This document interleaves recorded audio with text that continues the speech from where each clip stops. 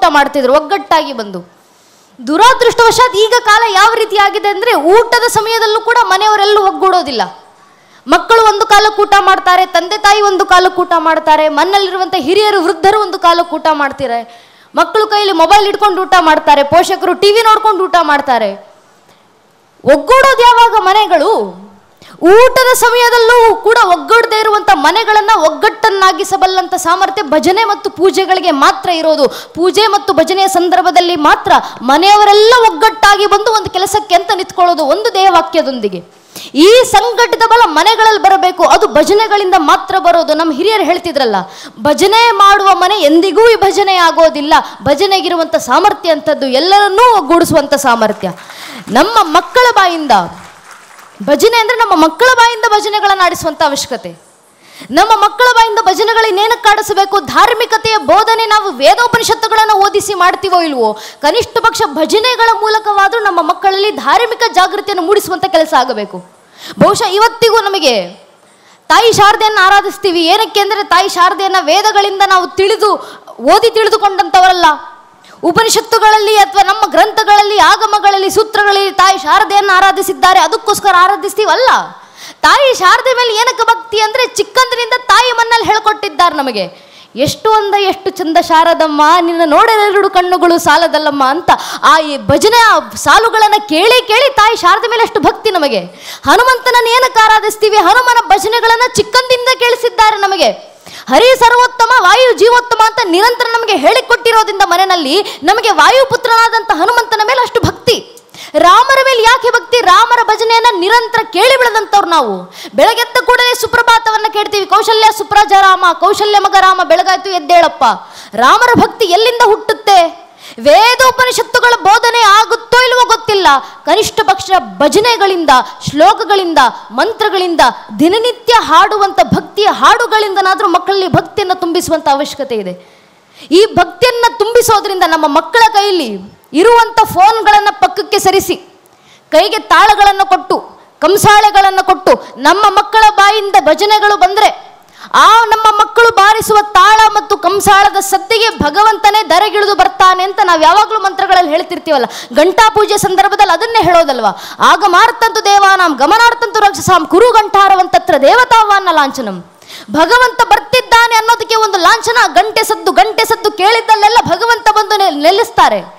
ನಮ್ಮ ಮಕ್ಕಳ ಬಾಯಿಂದ ಕಂಸಾಳೆಗಳ ಸದ್ದು, ಕೈಯಿಂದ ಕಂಸಾಳೆಗಳ ಸದ್ದು, ಬಾಯಿಂದ ಭಜನೆಗಳು, ಇದು ನಿರಂತರವಾದ್ರ ಹೋದ್ರೆ ನಮ್ಮ ಮಕ್ಕಳ ಬಾಯಿಂದ ಬರುವಂಥ ಭಜನೆಗಳಿಗೆ, ಕೈಯಿಂದ ಬರುವಂಥ ತಾಳದ ಸಪ್ಪಳಕ್ಕೆ ಭಗವಂತ ದರೆಗಿಳಿದು ಬರ್ತಾರೆ.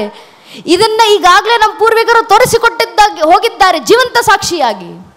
ಭಕ್ತರು ಕುಣಿತ ಭಜನೆಯನ್ನ ಮಾಡ್ತೀವಿ, ನಾವು ಭಜನೆಗಳನ್ನ ಮಾಡ್ತೀವಿ, ಅದಕ್ಕೆ ಭಗವಂತ ಒಲಿದು ಬರ್ತಾನೆ. ಕುಂಬಾರ ಗುಂಡಯ್ಯ ಎಂಬ ಭಕ್ತ ಮಡಿಕೆ ಮಾಡುವವ, ಮಡಿಕೆ ತಟ್ತಾ ಮಡಿಕೆ ತಟ್ಟುವ ತಾಳಕ್ಕೆ ಶಿವನ ಭಜನೆಗಳನ್ನ, ನಾಮಗಳನ್ನ ಹಾಡ್ತಾ ಹಾಡ್ತಾ ಕುಣಿತಿದ್ರಂತೆ. ಅದು ನೋಡಿ ಶಿವನಿಗೆ ಅರಸ್ತಂತೆ.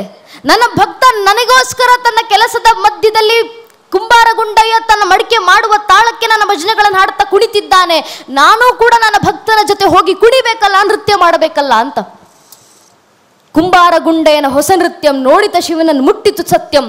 ಒಳಗಾಡಿದ ನೆನುತಂ ದಿನ ನಿಂತಂ ಇಳೆಯರಿಯಲ್ ಒಳಗಾಡುವೆ ನೆನುತಂ. ಇಷ್ಟು ದಿನ ಮನಸ್ಸಲ್ಲೇ ಭಜನೆಯನ್ನ ಕೇಳಿ ಕೇಳಿ ನೃತ್ಯ ಮಾಡಿದ್ದೀನಿ, ಇವತ್ತು ಜಗತ್ತು ನೋಡಲಿ ಅಂತ ಹೊರಗೆ ಬಂದು ನೃತ್ಯ ಮಾಡುವಂತ ಮನಸ್ಸಾಗಿದೆ ಅಂತ ಶಿವ ತನ್ನ ಭಕ್ತನ ಭಜನೆಯನ್ನ ಕೇಳಿ ಧರೆಗಿಳಿದು ಬಂದ್ರಂತೆ. ಶಿವ ನೃತ್ಯ ಮಾಡ್ಲಿಕ್ಕೆ ಶುರು ಮಾಡಿದ್ರಂತೆ. ಆದ್ರೆ ಶಿವ ನೃತ್ಯ ಮಾಡ್ಲಿಕ್ಕೆ ಇಷ್ಟು ಸಣ್ಣ ರಂಗಭೂಮಿ ಸಾಲೋದಿಲ್ವಲ್ಲ. ಶಿವ ನೃತ್ಯ ಮಾಡಬೇಕಂದ್ರೆ ವಿರಾಟವಾದಂಥ ರಂಗಭೂಮಿ ಬೇಕು. ಅದಕ್ಕೆ ಖುದ್ದು ಶಿವ ತನ್ನ ಒಂದು ಕಾಲಿನಿಂದ ಪಾತಾಳವನ್ನ ತುಳಿದು ಮತ್ತೊಂದು ಕಾಲಿನಿಂದ ಬ್ರಹ್ಮಾಂಡವನ್ನೆತ್ತಿ ಅಖಂಡವಾದಂಥ ವಿರಾಟವಾದಂಥ ರಂಗವೇದಿಕೆ ಸೃಷ್ಟಿ ಮಾಡಿಕೊಂಡು ಶಿವ ತಾನು ನೃತ್ಯ ಮಾಡ್ಲಿಕ್ಕೆ ಶುರು ಮಾಡಿದಂತೆ ಭಕ್ತನ ಭಜನೆಯನ್ನ ಕೇಳ್ತಾ. ಕುಂಬಾರ ಗುಂಡೆಯನ್ನ ರಗಳೆ ಅಂತ ಹರಿಯರು ರಗಳೆ ಬರೀತಾರೆ. ದಶಭುಜ ಮಂ ದಿಕ್ತಟುದೋಳ್ ಪಸರಿಸಿ ಎಸೆವ ಕರಂಗಳ ನೆತ್ತಲ್ ನೇಮಿಸಿ ಒಂದು ಪದಂ ಪಾತಾಳವನೊತ್ತಿ ಒಂದು ಪದಂ ಬ್ರಹ್ಮಾಂಡವನೆತ್ತಿ ಜಡೆಗಳ ಬೆಂಬಿಳಿ ಬಿಡುದಾಡುತ್ತಿರೆ ಮುಡಿಯೋಳು ಸೂರ್ಯನದಿ ತುಳುಕಾಡುತ್ತಿರೆ ಕಡುಚಲ್ ಒಳಗಂ ಕುಣಿದಾಡುತ್ತಿರೆ ಮಿಸುಳುಗಡಮರುಗ ಢಂಢಂಡಳಿರನೆ ತಸಳೆ ತಿಸುಳದಿ ಹರಿಯವ ತಾರಂ ತಿರ್ರನೆ ತಿರುಗುತ್ತಿರ ಹೈಗಳ್ಳಿ ಅಡಿ ಹೆತ್ಯಲ್ ಕರಿಯ ತೋಲ್ನ ವಂಬು ಹರಿಸಲ್ ಸರಸಿಜ ಭವನ ಶಿರಂಬ ಬಿಡುತ್ತಿರೆ ಸಿರರ ಶಿರೋಮಾಲೆಗಳುಳುತ್ತಿರೆ ಪೊಂಗೆಜ್ಜೆಗಳ ರವಂ ಗಲುಗಲುಕನೆ ತೊಂಗಳ ಗಂಟೆ ಢನಂ ಢಂಡಳಿರೆನೆ ಆಡಿದ ನಾಡಿದ ನಾಡಿದ ನಾಡಿದ ನಾಡಿದ ನಾಡಿದ ಹಾ ಶಂಕರ ಆಡಿದನ ಗುಂಡನ ಮುಂದೀಶ್ವರ ಅಂತ ಹರಿಹರರು ಕುಂಬಾರ ಗುಂಡಯ್ಯನ ರಗಳೆ ಬರೆದು ತೋರಿಸಿದ್ರಲ್ಲ. ನಮ್ಮ ಭಕ್ತಿಗೆ ಮೆಚ್ಚಿ ಭಗವಂತನೇ ಬಂದು ನಮ್ಮ ಭಜನೆಯನ್ನ ಕೇಳ್ತಾ ತಾನೇ ಖುದ್ದು ಕುಣಿತ ಭಜನೆ ಮಾಡಲಿಕ್ಕೆ ಬರ್ತಾರಂತೆ. ಭಗವಂತನನ್ನ ಧರೆಗಿಳಿಸುವಂತ ಸಾಮರ್ಥ್ಯ ನಮ್ಮ ಭಜನೆಗಳಲ್ಲಿದೆ. ಅದಕ್ಕೆ ಭಜನೆ ನಿರಂತರವಾಗಿ ನಡೀತಾ ಇರಬೇಕು. ಆ ಭಜನೆ ನಮ್ಮ ಮಕ್ಕಳ ಬಾಯಿಂದ ನಾವು ಹಾಡಿಸ್ಲಿಕ್ಕೆ ಶುರು ಮಾಡಬೇಕು. ಶಿವನೇ ಒಲಿದು ಬಂದ ರೀತಿಯಲ್ಲಿ ನಮ್ಮ ಭಜನೆಗಳನ್ನು ಕೇಳಿ, ರಾಮತಾರಕ ಮಂತ್ರ ನಾವು ಹೇಳೋದನ್ನು ಕೇಳಿ ಇವತ್ತು ಹನುಮಂತರು ಅವತರಿಸಿ ಬರುವಂತ ಅವಶ್ಯಕತೆ ಇದೆ. ಹನುಮರ ಅವತಾರ ಇವತ್ತು ಅವಶ್ಯಕತೆ ಈ ಕಾಲಘಟ್ಟದಲ್ಲಿ. ನಾನು ಹೇಳ್ತಿರೋದಲ್ಲ ನನ್ನ ನೆಚ್ಚಿನ ಬಂಧುಗಳೇ, ಕುವೆಂಪು ಅವರು ಹೇಳಿದಂತ ಮಾತು. ಒಂದು ಕಾಲದಲ್ಲಿ ಹಿಂದೂ ಸಮಾಜ ಮಲಗಿದ್ದಾಗ ಅಖಂಡವಾಗಿದ್ದಂಥ ಭಾರತವನ್ನು ತ್ರಿಖಂಡಗೊಳಿಸಿ ಭಾರತದ ಗಡಿ ಭಾಗದಲ್ಲಿ ಲಕ್ಷ ಲಕ್ಷ ಸುಮಾರು 20 ಲಕ್ಷ ಹಿಂದೂಗಳ ನರಮೇಧಗಳು. ಅದನ್ನು ನೋಡಿ ಹಿಂದೂ ಸಮಾಜ ಸುಮ್ಮನಿತ್ತು. ಲಾಹೋರ್ನ ಟ್ರೈನ್ ಅನ್ನು ಹತ್ತಿ ಭಾರತಕ್ಕೆ ತಲುಪಬೇಕು ಅಂತ ಲಾಹೋರ್ ಟ್ರೈನ್ ಅನ್ನು ಹತ್ತಿದಂತ ಒಬ್ಬೊಬ್ಬ ಹಿಂದೂ ಜೀವಂತ ಸಹಿತವಾಗಿ ಭಾರತ ಮುಟ್ಲಿಲ್ಲ. ಟ್ರೈನ್ನ ತುಂಬ ಶವಗಳ ಡೇರೆಗಳನ್ನು ಕಳಿಸಿಕೊಡಲಾಗಿತ್ತು. ಆ ಟ್ರೈನ್ನ ಹಿಂದೆ ಬರೆಯಲಾಗಿತ್ತು, ನೆಹರು ಮತ್ತು ಪಟೇಲರಿಗೆ ಸ್ವತಂತ್ರದ ಉಡುಗೊರೆ ಕೊಡ್ತಾ ಇದ್ದೀವಿ, ಸ್ವೀಕರಿಸಿ. ಆ ದೃಶ್ಯವನ್ನ ಕಂಡು ಹಿಂದೂ ಸಮಾಜ ಸುಮ್ಮನಿತ್ತು. ಆಗ ಕುವೆಂಪು ಅವ್ರಿಗೆ ಆಶ್ಚರ್ಯ ಆಗತ್ತೆ. ಮಲಗಿದೆ ಹಿಂದೂ ಸಮಾಜ, ಜಾಗೃತರಾಗಿ ಬನ್ನಿ, ಜಗತ್ತಿಗೆ ತೋರಿಸಿ. ಹಿಂದೂ ಮಲಗಿದ್ರೆ ಮಾತ್ರ ಕುಂಭಕರ್ಣ, ಎದ್ರೆ ವೀರಭದ್ರಾನೆ ಅನ್ನೋದನ್ನ ಜಗತ್ತಿಗೆ ಸಾಬೀತುಪಡಿಸುವಂತ ಕೆಲಸ ನಿಮ್ಮಿಂದಾಗಲಿ. ಜಾಗೃತರಾಗಿ ಬನ್ನಿ ಹಿಂದೂಗಳೇ. ಹಿಂದೂಗಳು ಜಾಗೃತರಾಗಬೇಕಂದ್ರೆ ಹನುಮರು ಅವತರಿಸಬೇಕು. ಅದಕ್ಕೆ ಆ ಕ್ಷಣದಲ್ಲಿ ಕೂತು ಕುವೆಂಪು ಅವರು ಇಕ್ಷು ಗಂಗೋತ್ರಿನಲ್ಲಿ ಸಾಲುಗಳನ್ನು ಬರೆದ್ರು. ಅವತರಿಸಿ ಬಾ ಹಿಂದೆ ಹಿಂದುವಿನ ಹೃದಯಕ್ಕೂ ಹಿಂದೆತ್ತನವನ್ನುಕಿ, ಓ ಲಂಕಾ ಭಯಂಕರ ಸಮೀರ ಕುಮಾರ, ಹೇ ಆಂಜನೇಯ ನಿನ್ನ ಸಮುದ್ರವಂ ಲಂಘಿಸ ಶಕ್ತಿ, ಪರ್ವತವಂ ಕಿತ್ತೆತ್ತು ಪೊತ್ತು ತಂದ ಶಕ್ತಿ, ಸೀತಾಪತಿವ್ರತೆ ಮಾನವವಂ ಸಂರಕ್ಷಿತ ಶಕ್ತಿ, ಅವತರಿಸಿ ಬರಲಿಂದೆ ಹಿಂದುವಿನ ಹೃದಯಕ್ಕೂ ಆ ನಿನ್ನ ಯೋಗಿ ಸಿದ್ಧ ಶಕ್ತಿ, ಆ ನಿನ್ನ ರಾಮ ಭಕ್ತಿ ತಪಶಕ್ತಿ, ಆ ನಿನ್ನ ಬ್ರಹ್ಮಚರ್ಯದ ಶಕ್ತಿ, ಅವತರಿಸಿ ಬಾ ಹಿಂದೆ ಹಿಂದುವಿನ ಹೃದಯಕ್ಕೂ ಹಿಂದೆತ್ತನವನ್ನುಕಿ, ಓ ಲಂಕಾ ಭಯಂಕರ ಸಮೀರ ಕುಮಾರ, ಹೇ ಆಂಜನೇಯ ಅಂತ ರಾಷ್ಟ್ರಕವಿಯಾದಂತ ಕುವೆಂಪು ಅವರು ಕರೆ ಕೊಡ್ತಾ ಹೇಳಿದ್ರು. ಹಿಂದೂಗಳ ಮನಸ್ಸಿನಲ್ಲಿ ಹನುಮರು ಅವತರಿಸುವಂತ ಅವಶ್ಯಕತೆ ಇದೆ. ಯಾವತ್ತು ಮಾರುತಿ ನಮ್ಮಲ್ಲಿ ಅವತರಿಸ್ತಾರೋ ಅವತ್ತು ಹಿಂದೂ ಧರ್ಮ ಮೇರುಮಟ್ಟಕ್ಕೆ ಬೆಳೆದು ನಿಲ್ಲುತ್ತೆ. ಆದ್ರಿಂದ ಹನುಮರನ್ನು ಆವಾಹಿಸುವಂತ ಶಕ್ತಿ ನಮ್ಮಲ್ಲಿ ಬರಲಿ. ಹನುಮರ ಆಹ್ವಾನ ಆಗಲಿ, ಹನುಮರು ಕೊಟ್ಟಂತ ಆದರ್ಶಗಳ ಪಾಲನೆ ಆಗಲಿ. ಹನುಮರು ಕೊಟ್ಟ ಆದರ್ಶ ಯಾವುದು? ಸಂಘಟಿತ ಬಲ ಅಲ್ವಾ? ರಾಮರ ಕಾರ್ಯ ಆಗಬೇಕು. ಸುಗ್ರೀವ ತನ್ನ ರಾಮ ಕಾರ್ಯವನ್ನು ಮರೆತು ನಿರ್ಲಕ್ಷ್ಯತನದಿಂದ ಕೂತಿದ್ದಾರೆ. ಆಗ ಶ್ರೀರಾಮಚಂದ್ರರು ಲಕ್ಷ್ಮಣನನ್ನ ಕಳಿಸ್ತಾರೆ, ಸುಗ್ರೀವನಿಗೆ ಎಚ್ಚರಿಕೆ ಮೂಡಿಸು. ಲಕ್ಷ್ಮಣರು ಕಿಷ್ಕಿಂದ ನಗರದ ಮುಂದೆ ನಿಂತು ತನ್ನ ಧನಸ್ಸನ್ನು ಠೇಂಕರಿಸಿದ ಮಾತ್ರಕ್ಕೆ ಸುಗ್ರೀವ ತಕ್ಷಣ ಭಯ ಬಿದ್ದು ರಾಮರ ಪಾದದಡಿಯಲ್ಲಿ ಕೂತು ತನ್ನ ಕಣ್ಣೀರಿಂದ ಶ್ರೀರಾಮಚಂದ್ರರ ಪಾದವನ್ನ ಚರಣಗಳನ್ನು ತೊಳಿತಾ ಕಣ್ಣೀರಿಡ್ತಾ ಹೇಳ್ಕೊಂತಾರೆ, ಕ್ಷಮಿಸ್ಬಿಡು ರಾಮ, ಕಾರ್ಯ ಮರೆತು ಕೂತಿದ್ದೆ. ಇನ್ನು ಮುಂದೆ ನಿನ್ನ ಕಾರ್ಯಕ್ಕೆ ಸೀತಾಮಾತೆ ಅನ್ವೇಷಣೆಗೋಸ್ಕರ ನಾನು ನನ್ನ ವಾನರ ಸೈನಿಕರನ್ನು ಸಂಘಟಿಸುತ್ತೀನಿ ಅಂತ ಸುಗ್ರೀವರ ಆಜ್ಞೆಯ ಮೇಲೆಗೆ ಹನುಮಂತರ ಮಾರ್ಗದರ್ಶನದಲ್ಲಿ ಜಾಂಬಾವಂತರ ನುಡಿಯಂತೆ ಎಲ್ಲಾ ವಾನರ ಸೈನಿಕರು ಒಗ್ಗೂಡಿದ್ರಲ್ಲ. ಎಂಥೆಂಥ ವಾನರ ಸೈನಿಕರು! ಅಂಗಾದ, ನಳ, ನೀಳ, ಸುಷೀಣ, ಗವಯ್ಯ, ಗವಾಕ್ಷ, ಗಂಧಬಾದನ, ದಿವಿದ, ಮೈಂದ, ಜಾಂಬವಂತ, ವಾಯುಪುತ್ರ ಹನುಮಂತನಂತ 77 ಕೋಟಿ ವಾನರ ವೀರರು ಒಗ್ಗೂಡಿ ಬಂದು ತಾಯಿ ಸೀತೆಯನ್ನು ಹುಡುಕಲಿಕ್ಕೆ ಸೀತಾಮಾತೆ ಅನ್ವೇಷಣೆಯಲ್ಲಿ ಹೊರಟು ನಿಂತರು. ಆ ಸಂಘಟಿತ ಬಲ ವಾನರ ವೀರರು ತೋರಿದ್ದು. ಆ ಸಂಘಟಿತ ಬಲದ ಪ್ರತಿಫಲ ಶ್ರೀರಾಮಚಂದ್ರರಿಗೆ ಜಯವಾಯಿತು. ಹನುಮಂತರಿಲ್ಲದೆ ಇದ್ದಿದ್ರೆ, ಆ ಸಂಘಟಿತ ಬಲ ಇಲ್ಲದೆ ಇದ್ದಿದ್ರೆ ರಾಮರ ಕಾರ್ಯಕ್ಕೆ ಎಲ್ಲಿ ಜಯ? ಹನುಮಂತರನ್ನ ಏನಕ್ಕೆ ನಾವು ಆರಾಧಿಸೋದಂದ್ರೆ ಧರ್ಮರಕ್ಷಣೆ ಮಾಡಿದ್ರು ಅಂತಲ್ವಾ? ಎಂಥ ಧರ್ಮರಕ್ಷಣೆ, ಮಹಾನ್ ಕಾರ್ಯ ಅದು. ಹನುಮಂತ ಇಲ್ಲದೆ ಇದ್ದಿದ್ರೆ ರಾಮರ ಸಂದೇಶವನ್ನು ಸೀತಾಮಾತೆಗೆ ತಲುಪಿಸ್ಲಿಕ್ಕೆ ಆಗ್ತಿರ್ಲಿಲ್ವೋ? ಯಾವ ಹನುಮಂತ ಇಲ್ಲದಿದ್ದರೆ ಸೀತಾಮಾತೆ ಎಲ್ಲಿದ್ದಾರೆ ಅಂತ ಸಹ ಗೊತ್ತಾಗ್ತಿರ್ಲಿಲ್ವೋ? ಯಾವ ಹನುಮಂತ ಇಲ್ಲದಿದ್ದರೆ ರಾಮ ಸೇತುವಿನ ನಿರ್ಮಾಣವೇ ಆಗ್ತಿರ್ಲಿಲ್ವೋ? ಯಾವ ಹನುಮಂತ ಇಲ್ಲದಿದ್ದರೆ ವಾಪಸ್ ಸೀತಾಮಾತೆ ಕೊಟ್ಟಂತ ಸಂದೇಶವನ್ನ ರಾಮರಿಗೆ ಯಾರಿಂದಲೂ ತಲುಪಿಸ್ಲಿಕ್ಕೆ ಆಗ್ತಿರ್ಲಿಲ್ವೋ? ಯಾವ ಹನುಮಂತ ಇಲ್ಲದಿದ್ದರೆ ವಾನರ ವೀರರು ಸಂಘಟಿತರಾಗಿಯೇ ಬರ್ತಿರ್ಲಿಲ್ವೋ? ಯಾವ ಹನುಮಂತ ಇಲ್ಲದಿದ್ದರೆ ಜಾಂಬವಂತರ ಆಜ್ಞೆಯ ಮೇರೆಗೆ ವಾನರ ವೀರರು ಲಂಕೆಗೆ ಹೋಗ್ತಿರ್ಲಿಲ್ವೋ? ಯಾವ ಹನುಮಂತ ಇಲ್ಲದಿದ್ದರೆ ಲಂಕಾ ದಹನವೇ ಆಗ್ತಿರ್ಲಿಲ್ವೋ? ಯಾವ ಹನುಮಂತ ಇಲ್ಲದಿದ್ದರೆ ದಶಮುಖ ರಾವಣನನ್ನ ಸಂಹಾರ ಮಾಡಲಿಕ್ಕೆ ಆಗ್ತಿರ್ಲಿಲ್ವೋ, ಯಾವ ಹನುಮಂತ ಇಲ್ಲದಿದ್ದರೆ ಸಂಜೀವಿನಿ ತಂದು ಲಕ್ಷ್ಮಣನನ್ನ ಉಳಿಸ್ಕೊಳ್ಳಿಕ್ಕೆ ಆಗ್ತಿರ್ಲಿಲ್ವೋ, ಯಾವ ಹನುಮಂತ ಇಲ್ಲದಿದ್ದರೆ ಲಕ್ಷ್ಮಣ ಮತ್ತು ಸೀತಾಮಾತೆ ಇಬ್ಬರನ್ನೂ ಕಳ್ಕೊಂಡಂತ ದುಃಖದಲ್ಲಿ ಶ್ರೀರಾಮಚಂದ್ರರು ವಾಪಸ್ ಅಯೋಧ್ಯೆಗೆ ಬರದೆ ಕಾಡಿನಲ್ಲೇ ಉಳ್ಕೊಂಡು ಬಿಡ್ತಿದ್ರು. ಯಾವ ಹನುಮಂತ ಇಲ್ಲದಿದ್ದರೆ ರಾಮರಿಗೋಸ್ಕರ ಕಾದು ಕಾದು ಕೊನೆಗೆ ರಾಮರು ವಾಪಸ್ ಅಯೋಧ್ಯೆಗೆ ಮರಳಲಿಲ್ಲ ಅಂತ ಭರತ ಖುದ್ದು ಅಗ್ನಿಗೆ ಆಹುತಿ ಆಗಿಬಿಡ್ತಿದ್ರು. ಯಾವ ಹನುಮಂತ ಇಲ್ಲದಿದ್ದರೆ ಸೀತಾಮಾತೆ, ಲಕ್ಷ್ಮಣ, ಭರತ ಎಲ್ಲರೂ ಕೂಡ ಜಗತ್ತಿನ ಇತಿಹಾಸದಿಂದ ಅಳಿಸಿ ಹೋಗ್ತಿದ್ರು. ಯಾವ ಹನುಮಂತ ಇಲ್ಲದಿದ್ದರೆ ವಾಪಸ್ ಶ್ರೀರಾಮಚಂದ್ರ ಅಯೋಧ್ಯೆಗೆ ಬಂದು ರಾಮರಾಜ್ಯವನ್ನೇ ಆಳುತ್ತಿರ್ಲಿಲ್ವೋ, ಯಾವ ಹನುಮಂತ ಇಲ್ಲದಿದ್ದರೆ ಇಡೀ ಜಗತ್ತಿಗೆ ರಾಮರಾಜ್ಯದ ಕಲ್ಪನೆಯೇ ಸಿಕ್ತಿರ್ಲಿಲ್ವೋ, ಯಾವ ಹನುಮಂತ ಇಲ್ಲದಿದ್ದರೆ ಇಡೀ ರಘುಕುಲವೇ ನಾಶವಾಗಬೇಕಿತ್ತು, ಯಾವ ಹನುಮಂತ ಇಲ್ಲದಿದ್ದರೆ ಇಡೀ ರಾಮಾಯಣ ಪದಕೃತಗೊಳ್ಳಬೇಕಿತ್ತು. ಅಂತಹ ಸಂದರ್ಭದಲ್ಲಿ ಇಡೀ ರಾಮಾಯಣದ ಪುನಃ ಪ್ರತಿಷ್ಠಾಪನೆಗೋಸ್ಕರ, ರಘುವಂಶದ ಉದ್ಧಾರಕ್ಕೋಸ್ಕರ ಅಂತಲೇ ನಮ್ಮದೇ ಕರ್ನಾಟಕದ ಗಂಗಾವತಿಯ ಕಿಷ್ಕಿಂಧೆಯ ಅಂಜನಾದ್ರಿ ಬೆಟ್ಟದಲ್ಲಿ ತಾಯಿ ಆಂಜನೇಯ ವರಪುತ್ರನಾಗಿ ಹುಟ್ಟಿದಂತ ಕೇಸರಿ ಕುವರನಾದಂತ ನಮ್ಮ ಅಚ್ಚ ಕನ್ನಡಿಗರಾದಂತ ಹನುಮಂತರು ಎದ್ದು ಬಂದು ಇಡೀ ರಾಮಾಯಣದ ರಕ್ಷಣೆಯನ್ನ ಮಾಡಿಕೊಂಡ್ರು, ಇಡೀ ರಘುಕುಲವನ್ನ ಉಳಿಸಿದ್ರು. ಒಬ್ಬರು ಹನುಮಂತರು ಮಾಡಿದಂತ ಧರ್ಮ ಕಾರ್ಯ.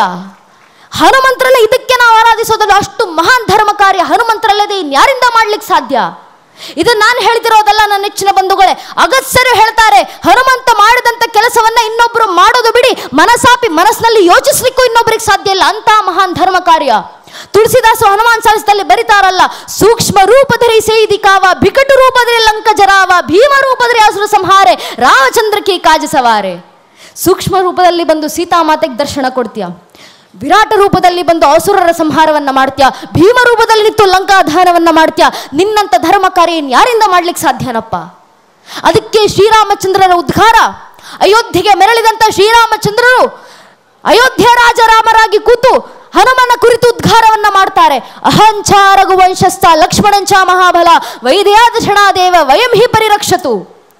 ನನ್ನನ್ನು ರಕ್ಷಣೆ ಮಾಡಿಕೊಂಡಂತ, ಲಕ್ಷ್ಮಣನನ್ನು ರಕ್ಷಿಸಿದಂತ, ತಾಯಿ ಸೀತೆಯನ್ನು ರಕ್ಷಿಸಿದಂತ, ನನ್ನ ತಮ್ಮನಾದಂಥ ಭರತನ ಜೀವವನ್ನು ಉಳಿಸಿದಂತ, ಇಡೀ ರಘುಕುಲವನ್ನೇ ಉದ್ಧರಿಸಿದಂಥ ಶ್ಲಾಘನೆ ಯಾರಿಗಾದ್ರೂ ಸಲ್ಲಿದ್ರೆ ಅದು ಹನುಮಂತನಿಗೆ ಮಾತ್ರ ಸಲ್ಲಬೇಕು. ಹನುಮಂತ ಇಲ್ಲದಿದ್ದರೆ ನನ್ನ ರಘುವಂಶವೇ ನಾಶವಾಗಿ ಹೋಗ್ತಿತ್ತಲ್ಲ ಅಂತ ಶ್ರೀರಾಮಚಂದ್ರರ ಉದ್ಧಾರ. ರಘುಕುಲವನ್ನು ಉದ್ಧರಿಸಿದಂಥ ಹನುಮಂತರು ಒಮ್ಮೆ ನಮ್ಮಲ್ಲಿ ಆವಾಹನೆಯಾಗಿ ಬಂದರೆ, ಹನುಮರು ನಮ್ಮ ಮನಸ್ಸಿನಲ್ಲಿ ಅವತರಿಸಿದ್ರೆ ನಾವು ಕೂಡ ಇಡೀ ದೇಶದಲ್ಲಿ ಮತ್ತೊಮ್ಮೆ ರಾಮರಾಜ್ಯವನ್ನು ನಿರ್ಮಾಣ ಮಾಡ್ತೀವಿ. ಹನುಮರು ತೋರಿಸಿಕೊಟ್ಟಂತ ಆ ಸಂಘಟಿತ ಬಲ ಒಮ್ಮೆ ಹಿಂದೂ ಸಮಾಜದಲ್ಲಿ ಮರುಕಳಿಸ್ತು ಅಂದ್ರೆ ಏನೇನೆಲ್ಲ ಬದಲಾವಣೆ ಜಗತ್ನಲ್ಲಿ ತರಬಹುದು ನಾವು ಅಂತ ಈಗಾಗಲೇ ನಮ್ಮ ಪೂರ್ವಿಕರು ಹೇಳಿಕೊಟ್ಟಿದ್ದಾರೆ. ಜೀವಂತ ಸಾಕ್ಷಿಯಾಗಿ ಆದರ್ಶಗಳನ್ನು ಕೊಟ್ಟು ಹೋಗಿದ್ದಾರೆ. ಒಮ್ಮೆ ಹಿಂದೂ ಸಮಾಜ ಸಂಘಟಿತವಾಗಿ ಬಂತು. ದಶಕಗಳ ಹಿಂದೆ ಪೂಜನೆ ಅಶೋಕ್ ಸಿಂಗಾಜಿ ಅವರು ನಿತ್ತು ಕರೆಯನ್ನು ಕೊಟ್ಟರು. रोम रोम में रमे हुए राम के लिए आओ कार सेवको, बनो कार सेवको, मिटो कार सेवको. अगर समय पड़े तो अयोध्या में बहती सरयू नदी को अपने लहू से लाल करना पड़े तो डरो ना कार सेवको. ರೋಮ ರೋಮದಲ್ಲಿ ರಮಿಸಿರುವಂತ ರಾಮರಿಗೋಸ್ಕರ ಬನ್ನಿ ಕಾರ ಸೇವಕರಾಗಿ ಹಿಂದೂಗಳೇ. ಸಮಯ ಬಂದರೆ ಅಯೋಧ್ಯೆಯಲ್ಲಿ ಹರಿತಾ ಇರುವಂತ ಸರಿಯೂ ನದಿಯನ್ನ ನಿಮ್ಮ ರಕ್ತಗಳಿಂದ ಕೆಂಪಾಗಿಸುವ ಸಂದರ್ಭ ಬಂದ್ರು ಹಿಂಜರಿಯದಿರಿ ಕಾರ ಸೇವಕರೇ. ಅಶೋಕ್ ಸಿಂಗಾಜಿ ಅವರ ಆ ಕರೆಗೆ ಹೋಗೊಟ್ಟು ನಿಮ್ಮ ತಾತ ಮುತ್ತಾತಂದಿರು, ನಮ್ಮ ಹಿರಿಯರು ಲಕ್ಷ ಲಕ್ಷ ಸಂಖ್ಯೆಯಲ್ಲಿ ಒಗ್ಗೂಡಿ ಬಂದು ಅಯೋಧ್ಯೆ ಪುಣ್ಯ ಭೂಮಿನಲ್ಲಿ ನಿಂತು ರಾಮ ಮಂದಿರದ ಕಾರ ಸೇವೆಗೋಸ್ಕರ ಶ್ರಮವನ್ನ ಪಟ್ರಲ್ಲ. ತಾಯಿಂದ್ರು ಬಹಳಷ್ಟು ಜನ ಸೇರಿದ್ದೀರಾ.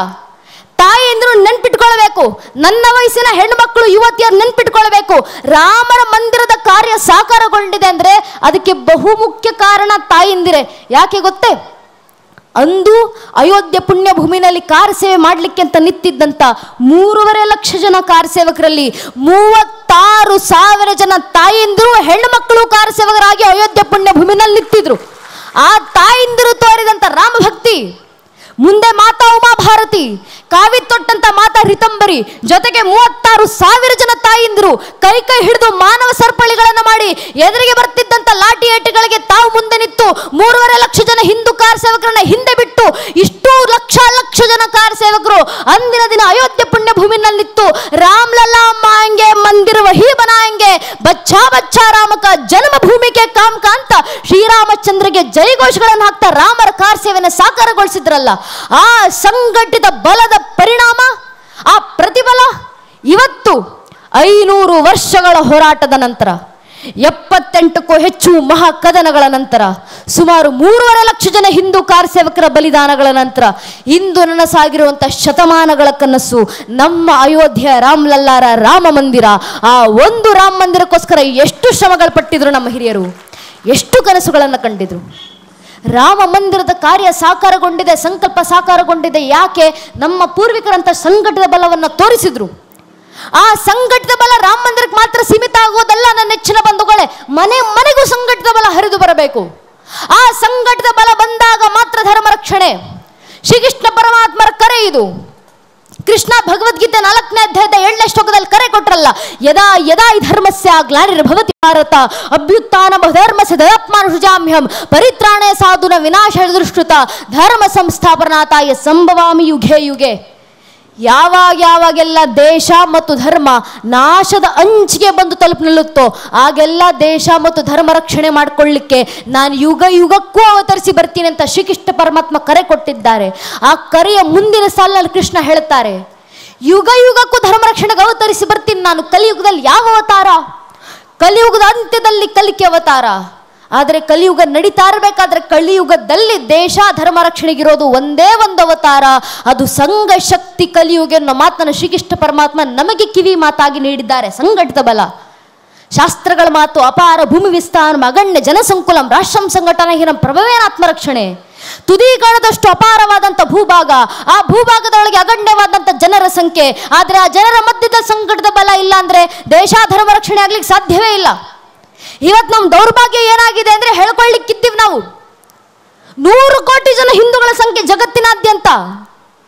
ಆದ್ರೆ 100 ಕೋಟಿ ಹಿಂದೂಗಳಲ್ಲಿ ಎಷ್ಟು ಜನ ಹಿಂದೂಗಳು ನಿಜವಾಗ್ಲೂ ಹಿಂದೂಗಳಾಗಿ ಉಳಿದಿದ್ದಾರೆ? ಒಬ್ಬ ಹಿಂದುವಿನ ಮುಂದೆ ನಿಂತು ನೀನ್ ಯಾರಪ್ಪ, ನೀನ್ ಯಾವ ಸಮಾಜಕ್ಕೆ ಸೇರಿದ್ಯಾ ಅಂದ್ರೆ ಹಿಂದುವಿನ ಬಾಯಿನಲ್ಲಿ ಧರ್ಮದ ಹೆಸರು ಬರೋಕ್ಕೂ ಮುಂಚೆ ಜಾತಿ ಹೆಸರು ಬಂದಿರತ್ತೆ. ಒಬ್ಬ ಹಿಂದೂ ಆಗೋಕ್ಕೂ ಮುಂಚೆ ಒಬ್ಬ ಹಿಂದೂ ಬ್ರಾಹ್ಮಣರಾಗ್ತಾರೆ, ಒಬ್ಬ ಹಿಂದೂ ಲಿಂಗಾಯತರಾಗ್ತಾರೆ, ಒಬ್ಬ ಹಿಂದೂ ಕುರುಬರಾಗ್ತಾರೆ, ಒಬ್ಬ ಹಿಂದೂ ಗೌಡ್ರಾಗ್ತಾರೆ, ಒಬ್ಬ ಹಿಂದೂ ನಾಯಕ್ ಆಗ್ತಾರೆ, ಒಬ್ಬ ಹಿಂದೂ ಶೆಟ್ಟಿ ಆಗ್ತಾರೆ, ಒಬ್ಬ ಹಿಂದೂ ಪೂಜಾರ್ ಆಗ್ತಾರೆ, ಒಬ್ಬ ಹಿಂದೂ SC ಆಗ್ತಾರೆ, ಒಬ್ಬ ಹಿಂದೂ ST ಆಗ್ತಾರೆ. ಹಿಂದೂ ಆಗೋದು ಯಾವಾಗ? ನಾವು ಹಿಂದೂಗ ಅರ್ಥ ಮಾಡ್ಕೊಳ್ಬೇಕು. ನಮ್ಮ ಜಾತಿ ಯಾವುದೇ ಇರಲಿ, ಆ ಜಾತಿಗಳ ಮೇಲೆ ನಮ್ಗಿರುವಂಥ ಜಾತಿ ಪ್ರೇಮ ಎಷ್ಟೇ ವಿಶಾಲವಾಗಿರಲಿ, ನನ್ನ ಜಾತಿ ನನ್ನ ಜಾತಿ ಪ್ರೇಮ ನನ್ನ ಮನೆ ದೇವ್ರ ಕೋಣೆ ಒಳಗೆ ಸೀಮಿತ ಆಗಿರಬೇಕು. ನಮ್ಮ ರಾಜಕೀಯ ಆಸಕ್ತಿ ಯಾವುದೇ ಇರಲಿ, ಯಾವ ರಾಜಕೀಯ ಪಕ್ಷಕ್ಕೆ ಬೇಕಾದರೂ ಕೆಲಸ ಮಾಡೋಣ, ಯಾವ ರಾಜಕೀಯ ಪಕ್ಷದ ಕಾರ್ಯಕರ್ತ ಅಂತ ಬೇಕಾದರೂ ನಮ್ಮನ್ನು ನಾವು ಕರ್ಕೊಳ್ಳೋಣ. ಆದರೆ ನನ್ನ ರಾಜಕೀಯ ಆಸಕ್ತಿ ನನ್ನ ಮನೆ ಬಾಗಿಲಿನ ಒಳಗೆ ಸೀಮಿತ ಆಗಿರಬೇಕು. ಪ್ರತಿಯೊಬ್ಬ ಹಿಂದೂ ತನ್ನ ಮನೆಯ ದೇವ್ರ ಕೋಣೆ ದಾಟಿ ಮನೆ ವಸ್ತು ಬಿಟ್ಟು ಹೊರಗೆ ಬರಬೇಕಾದ್ರೆ ಜಾತಿ, ಉಪಜಾತಿ, ಮತ, ಪಂಥ, ಪಂಗಡ, ಕುಲ, ಗೋತ್ರ, ರಾಜಕೀಯ ಆಸಕ್ತಿ, ತತ್ವ, ಸಿದ್ಧಾಂತ ಎಲ್ಲವನ್ನು ಬದಿಗಿಟ್ಟು ಹೆಗಲ ಮೇಲೆ ಒಂದು ಕೇಸರಿ ಶಲ್ಯ, ಹಣೆ ಮೇಲೆ ಕೇಸರಿ ತಿಲಕ ಇಟ್ಕೊಂಡು ನಾವೆಲ್ಲ ಹಿಂದೂ, ನಾವೆಲ್ಲ ಒಂದು ಅನ್ನೋ ಭಾವನೆಲೆ ಮನೆ ಬಿಟ್ಟಾಗ ಮಾತ್ರ ಇವತ್ತು ಧರ್ಮ ರಕ್ಷಣೆ ಆಗೋದು, ಇವತ್ತು ಧರ್ಮ ಜಾಗೃತಿ ಆಗೋದು. ನಮ್ಮಲ್ಲಿ ಬರಬೇಕಾಗಿರುವಂಥ ಸಂಘಟಿತ ಬಲ, ಈ ಸಂಘಟ ಬಲದೊಂದಿಗೆ ಧರ್ಮ ರಕ್ಷಣೆ ಮಾಡ್ಕೊಳ್ಳೋಣ. ಈ ಸಂಘಟಿತ ಬಲವನ್ನು ಮನೆ ಮನ್ನಲ್ಲೂ ತರೋಣ, ರಾಮರ ಜಾಗೃತಿ ತರೋಣ, ಹನುಮರ ಭಕ್ತಿಯನ್ನು ತರೋಣ. ಎಷ್ಟರ ಮಟ್ಟಿಗೆ ಹಿಂದುತ್ವದ ಜಾಗೃತಿ ಮನೆ ಮನ್ನಲ್ಲಿ ಬಂದಿರಬೇಕಂದ್ರೆ ಮುಂದೊಂದು ದಿನ ಈ ಬುದ್ಧಿಜೀವಿಗಳು ಯಾರಾದರೂ ನಮ್ಮನೆ ಬಾಗಿಲಿಗೆ ಬಂದು ನಮ್ಮ ಮಕ್ಕಳ ಮುಂದೆ ಏನು ಹಿಂದೂ ಧರ್ಮ ಅಂತ ಅಷ್ಟೆಲ್ಲ ಮಾತಾಡ್ತೀರಾ, ಹನುಮರನ್ನ ಅಷ್ಟೆಲ್ಲ ಆರಾಧಿಸ್ತೀರಾ, ರಾಮರಿಗೆ ಅಷ್ಟೆಲ್ಲ ಜಯಘೋಷ ಆಗ್ತೀರಾ, ರಾಮ ಮಂದಿರ ಕಟ್ಟಿ 1 ವರ್ಷದ ಸಂಭ್ರಮಾಚರಣೆ ಮಾಡ್ತಿದ್ದೀರಾ, ರಾಮ ಜನ್ಮಭೂಮಿ ಅದು ಅಂತ ಹೇಳ್ಕೊಳ್ತೀರಾ. ಆದ್ರೆ ರಾಮರು ಅಲ್ಲೇ ಹುಟ್ಟಿದ್ರು ಅನ್ನೋದಕ್ಕೆ ನಿಮ್ಮ ಹತ್ರ ಏನು ಸಾಕ್ಷಿ? ರಾಮ ಕಾಲ್ಪನಿಕ ಅಲ್ವಾ? ರಾಮರ ಐತಿಹಾಸಿಕ ಪುರುಷ ಅಲ್ಲ ಅಂತ ನಮ್ಮ ಆರಾಧ್ಯ ದೈವ ಮರ್ಯಾದ ಪುರುಷೋತ್ತಮ ಪ್ರಭು ಶ್ರೀರಾಮಚಂದ್ರರ ಅಸ್ತಿತ್ವಕ್ಕೆ ಪ್ರಶ್ನೆ ಚಿಹ್ನೆಯನ್ನು ಹಾಕುವಂತ 1000 ಜನ ಈಗಾಗಲೇ ಹುಟ್ಟುಕೊಂಡಿದ್ದಾರೆ ನಮ್ಮ ದೇಶದಲ್ಲಿ. ನಮ್ಮ ದೌರ್ಭಾಗ್ಯ, ಕಪಿಲ್ ಸಿಬ್ಬಲ್ ಎಂಬ ವಕೀಲರು ಕೋರ್ಟ್ನಲ್ಲಿ ನಿಂತು ಪ್ರಶ್ನೆ ಮಾಡ್ತಾರೆ, ರಾಮರಿಲ್ಲೇ ಹುಟ್ಟಿದ್ರು ಅನ್ನೋದಕ್ಕೆ ಹಿಂದೂಗಳ ಹತ್ರ ಏನು ಸಾಕ್ಷಿ? ನಮ್ ದುರಾದೃಷ್ಟ, ನಮ್ಮ ದೇಶದಲ್ಲಿ ಮೌಢ್ಯ ಬೆಳೀತಾ ಇದೆ. ರಾಮರ ಅಸ್ತಿತ್ವ ಪ್ರಶ್ನೆ ಚಿಹ್ನೆ ಹಾಕುವಂತ ಮೌಢ್ಯ. ಈ ಮೌಢ್ಯ ದೇಶದಿಂದ ತೊಲಗಿಸಬೇಕಂದ್ರೆ ಶ್ರೀರಾಮಚಂದ್ರರು ಎಂಬ ದಿವ್ಯ ಜ್ಯೋತಿಯನ್ನು ಮನೆ ಮನಗಳಲ್ಲಿ ಬೆಳಗಿಸುವಂತ ಅವಶ್ಯಕತೆ ಇದೆ.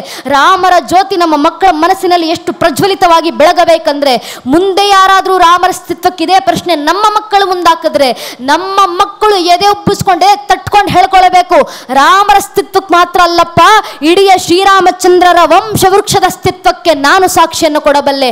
ನಮ್ಮ ಮಕ್ಕಳ ಬಾಯಿಂದ ಬರಬೇಕು ರಾಮರ ದಯೆಯಿಂದ, ಭಕ್ತಾಗ್ರಣಿಯಾದ ಮಾರುತಿಯ ದಯೆಯಿಂದ. ಮೊದಲಿಗೆ ಬಂದದ್ದು ಶ್ರೀಹರಿ, ಶ್ರೀಹರಿಯ ಮಗ ಬ್ರಹ್ಮ, ಬ್ರಹ್ಮನ ಮಗ ಮರೀಚಿ, ಮರೀಚಿ ಮಗ ಕಶ್ಯಪ, ಕಶ್ಯಪನ ಮಗ ಸೂರ್ಯ, ಸೂರ್ಯನ ಮಗ ಮನು, ಮನುವಿನ ಮಗ ಇಕ್ಷ್ವಾಕು, ಇಕ್ಷ್ವಾಕುವಿನ ಮಗ ಕುಕ್ಷಿ, ಕುಕ್ಷ ಮಗ ವಿಕುಕ್ಷಿ, ವಿಕುಕ್ಷ ಮಗ ಬಾಣ, ಬಾಣನ ಮಗ ಅನರಾರಣ್ಯ, ಅನರಾರಣ್ಯನ ಮಗ ಭೃದು, ಭೃದುವಿನ ಮಗ ತ್ರಿಶಂಕು, ತ್ರಿಶಂಕುವಿನ ಮಗ ದುಂಡುಮಾರ, ದುಂಡುಮಾರನ ಮಗ ಮಾಂಧಾತ, ಮಾಂಧಾತನ ಮಗ ಸುಸಂಧಿ, ಸುಸಂಧ್ಯ ಮಗ ಧ್ರುವಸಂಧಿ, ಧ್ರುವಸಂಧ್ಯ ಮಗ ಭರತ, ಭರತನ ಮಗ ಅಶೀತ, ಅಶೀತನ ಮಗ ಸಗರ, ಸಗರನ ಮಗ ಅಸಮಂಜಸ, ಅಸಮಂಜಸನ ಮಗ ಅಂಶುಮಂತ, ಅಂಶುಮಂತನ ಮಗ ದಿಲೀಪ, ದಿಲೀಪನ ಮಗ ಭಗೀರಥ, ಭಗೀರಥನ ಮಗ ಕುಕುತ್ಸು, ಕುಕುತ್ಸುವಿನ ಮಗ ರಘು, ರಘುವಿನ ಮಗ ಪ್ರಬರ್ಧ, ಪ್ರಬರ್ಧನ ಮಗ ಶಶಂಕು, ಶಶಂಕುವಿನ ಮಗ ಸುದರ್ಶನ, ಸುದರ್ಶನನ ಮಗ ಅಗ್ನಿವರ್ಣ, ಅಗ್ನಿವರ್ಣನ ಮಗ ಶೀಘ್ರವೇದ, ಶೀಘ್ರವೇದನ ಮಗ ಮರು, ಮರುವಿನ ಮಗ ಪ್ರಶೀಶಕ, ಪ್ರಶೀಶಕನ ಮಗ ಅಂಬರೀಷ, ಅಂಬರೀಷನ ಮಗ ನಘೂಷ, ನಘೂಷನ ಮಗ ಯಾತಿ, ಯಾತಿಯ ಮಗ ನಾಭಾಗ, ನಾಭಾಗನ ಮಗ ಅಜ, ಅಜನ ಮಗ ದಶರಥ, ದಶರಥರ ಮಗನೇ ರಘುವಂಶದ ರಾಘವ ಪ್ರಭು ಶ್ರೀರಾಮಚಂದ್ರರು ಅಂತ ಹೇಳುವ ಮಟ್ಟಕ್ಕೆ ರಾಮರ ಭಕ್ತಿ, ಭಕ್ತಾಗ್ರಣಿಯಾದ ಮಾರುತಿಯ ಭಕ್ತಿ, ಧರ್ಮ ಜಾಗೃತಿ ನಮ್ಮ ಮನೆಯ ಒಂದೊಂದು ಮಗುವಿನಲ್ಲೂ ಬಂದ್ರೆ ಸಾಕು ನನ್ನ ನೆಚ್ಚಿನ ಬಂಧುಗಳೇ. ಇದೇ ಧರ್ಮ ಜಾಗೃತಿ, ಇದೇ ಧರ್ಮ ರಕ್ಷಣೆ. ಇಷ್ಟು ಜಾಗೃತಿ ಮನೆಯ ಒಂದೊಂದು ಮಗುವಿನಲ್ಲಿ ಬಂದ್ರೆ ಸಾಕು, ಮುಂದೊಂದು ದಿನ ನಮ್ಮ ಸನಾತನ ಹಿಂದೂ ಧರ್ಮವನ್ನ ಅಲುಗಾಡಿಸುವ ಸಾಮರ್ಥ್ಯವು ಜಗತ್ತಿನ ಯಾವ ಭಯಾಶಕ್ತಿಗೂ ಇರೋದಿಲ್ಲ. ಇವತ್ತು ನಾವು ತೊಡಬೇಕಾಗಿರೋ ಸಂಕಲ್ಪ ಇದೆ. ಆ ಸಂಕಲ್ಪದ ಪರವಾಗಿಡಬೇಕಾಗಿರುವಂಥ ಪ್ರಪ್ರಥಮ ಹೆಜ್ಜೆ ಮನೆಯಲ್ಲಿ ಜಾಗೃತಿ ಮೂಡಿಸೋಣ. ಮನೆಯಲ್ಲಿ ಜಾಗೃತಿ ಬಂತು ಅಂದರೆ ಹಿರಿಯರು ಕರೆ ಕೊಟ್ಟಿದ್ದಾರಲ್ಲ, ಭಾರತ್ ಕ ಪ್ರತ್ಯೇಕ ಘರ್ ಅಯೋಧ್ಯ ಬನಾಯಂಗೆ. ಭಾರತದ ಮನೆ ಅಯೋಧ್ಯ ಆಗತ್ತೆ. ಮನೆ ಅಯೋಧ್ಯ ಆದರೆ ಇಡೀ ದೇಶ ರಾಮರಾಜ್ಯವಾಗುತ್ತೆ. ಆ ಕಾರ್ಯವೇ ನಮ್ಮೆಲ್ಲರ ಗುರಿ. ಆ ಗುರಿಯನ್ನು ತಲುಪಬೇಕಂದ್ರೆ ಈ ಜಾಗೃತಿ ಅವಶ್ಯಕ. ಮಕ್ಕಳಲ್ಲಿ ಧರ್ಮ ಬೋಧನೆಯನ್ನ ಮಾಡಿಸಿ. ನಮ್ಮ ಗ್ರಂಥಗಳು ನಮ್ಮ ಪೂರ್ವಿಕರು ನಮಗೋಸ್ಕರ ಬಿಟ್ಕೊಟ್ಟು ಹೋಗಿದ್ದಾರೆ. ಅಂದು ಕುರುಕ್ಷೇತ್ರ ರಣರಂಗದಲ್ಲಿ ಕಣ್ಣೀರಿಟ್ಟಿದ್ಯಾರು? ಅರ್ಜುನ. ಉಪದೇಶ ಮಾಡಿದ್ಯಾರು? ಶ್ರೀಕೃಷ್ಣ ಪರಮಾತ್ಮರು. ಉಪಯೋಗ ಆಗಿದ್ದಾರಿಗೆ ನಮಗೆ. ನಮ್ಮನ್ನಲ್ಲಿ ಭಗವದ್ಗೀತೆ ಪುಸ್ತಕ ಇದೆ, ಅದನ್ನು ಮಕ್ಕಳಿಗೆ ಬೋಧಿಸೋಣ.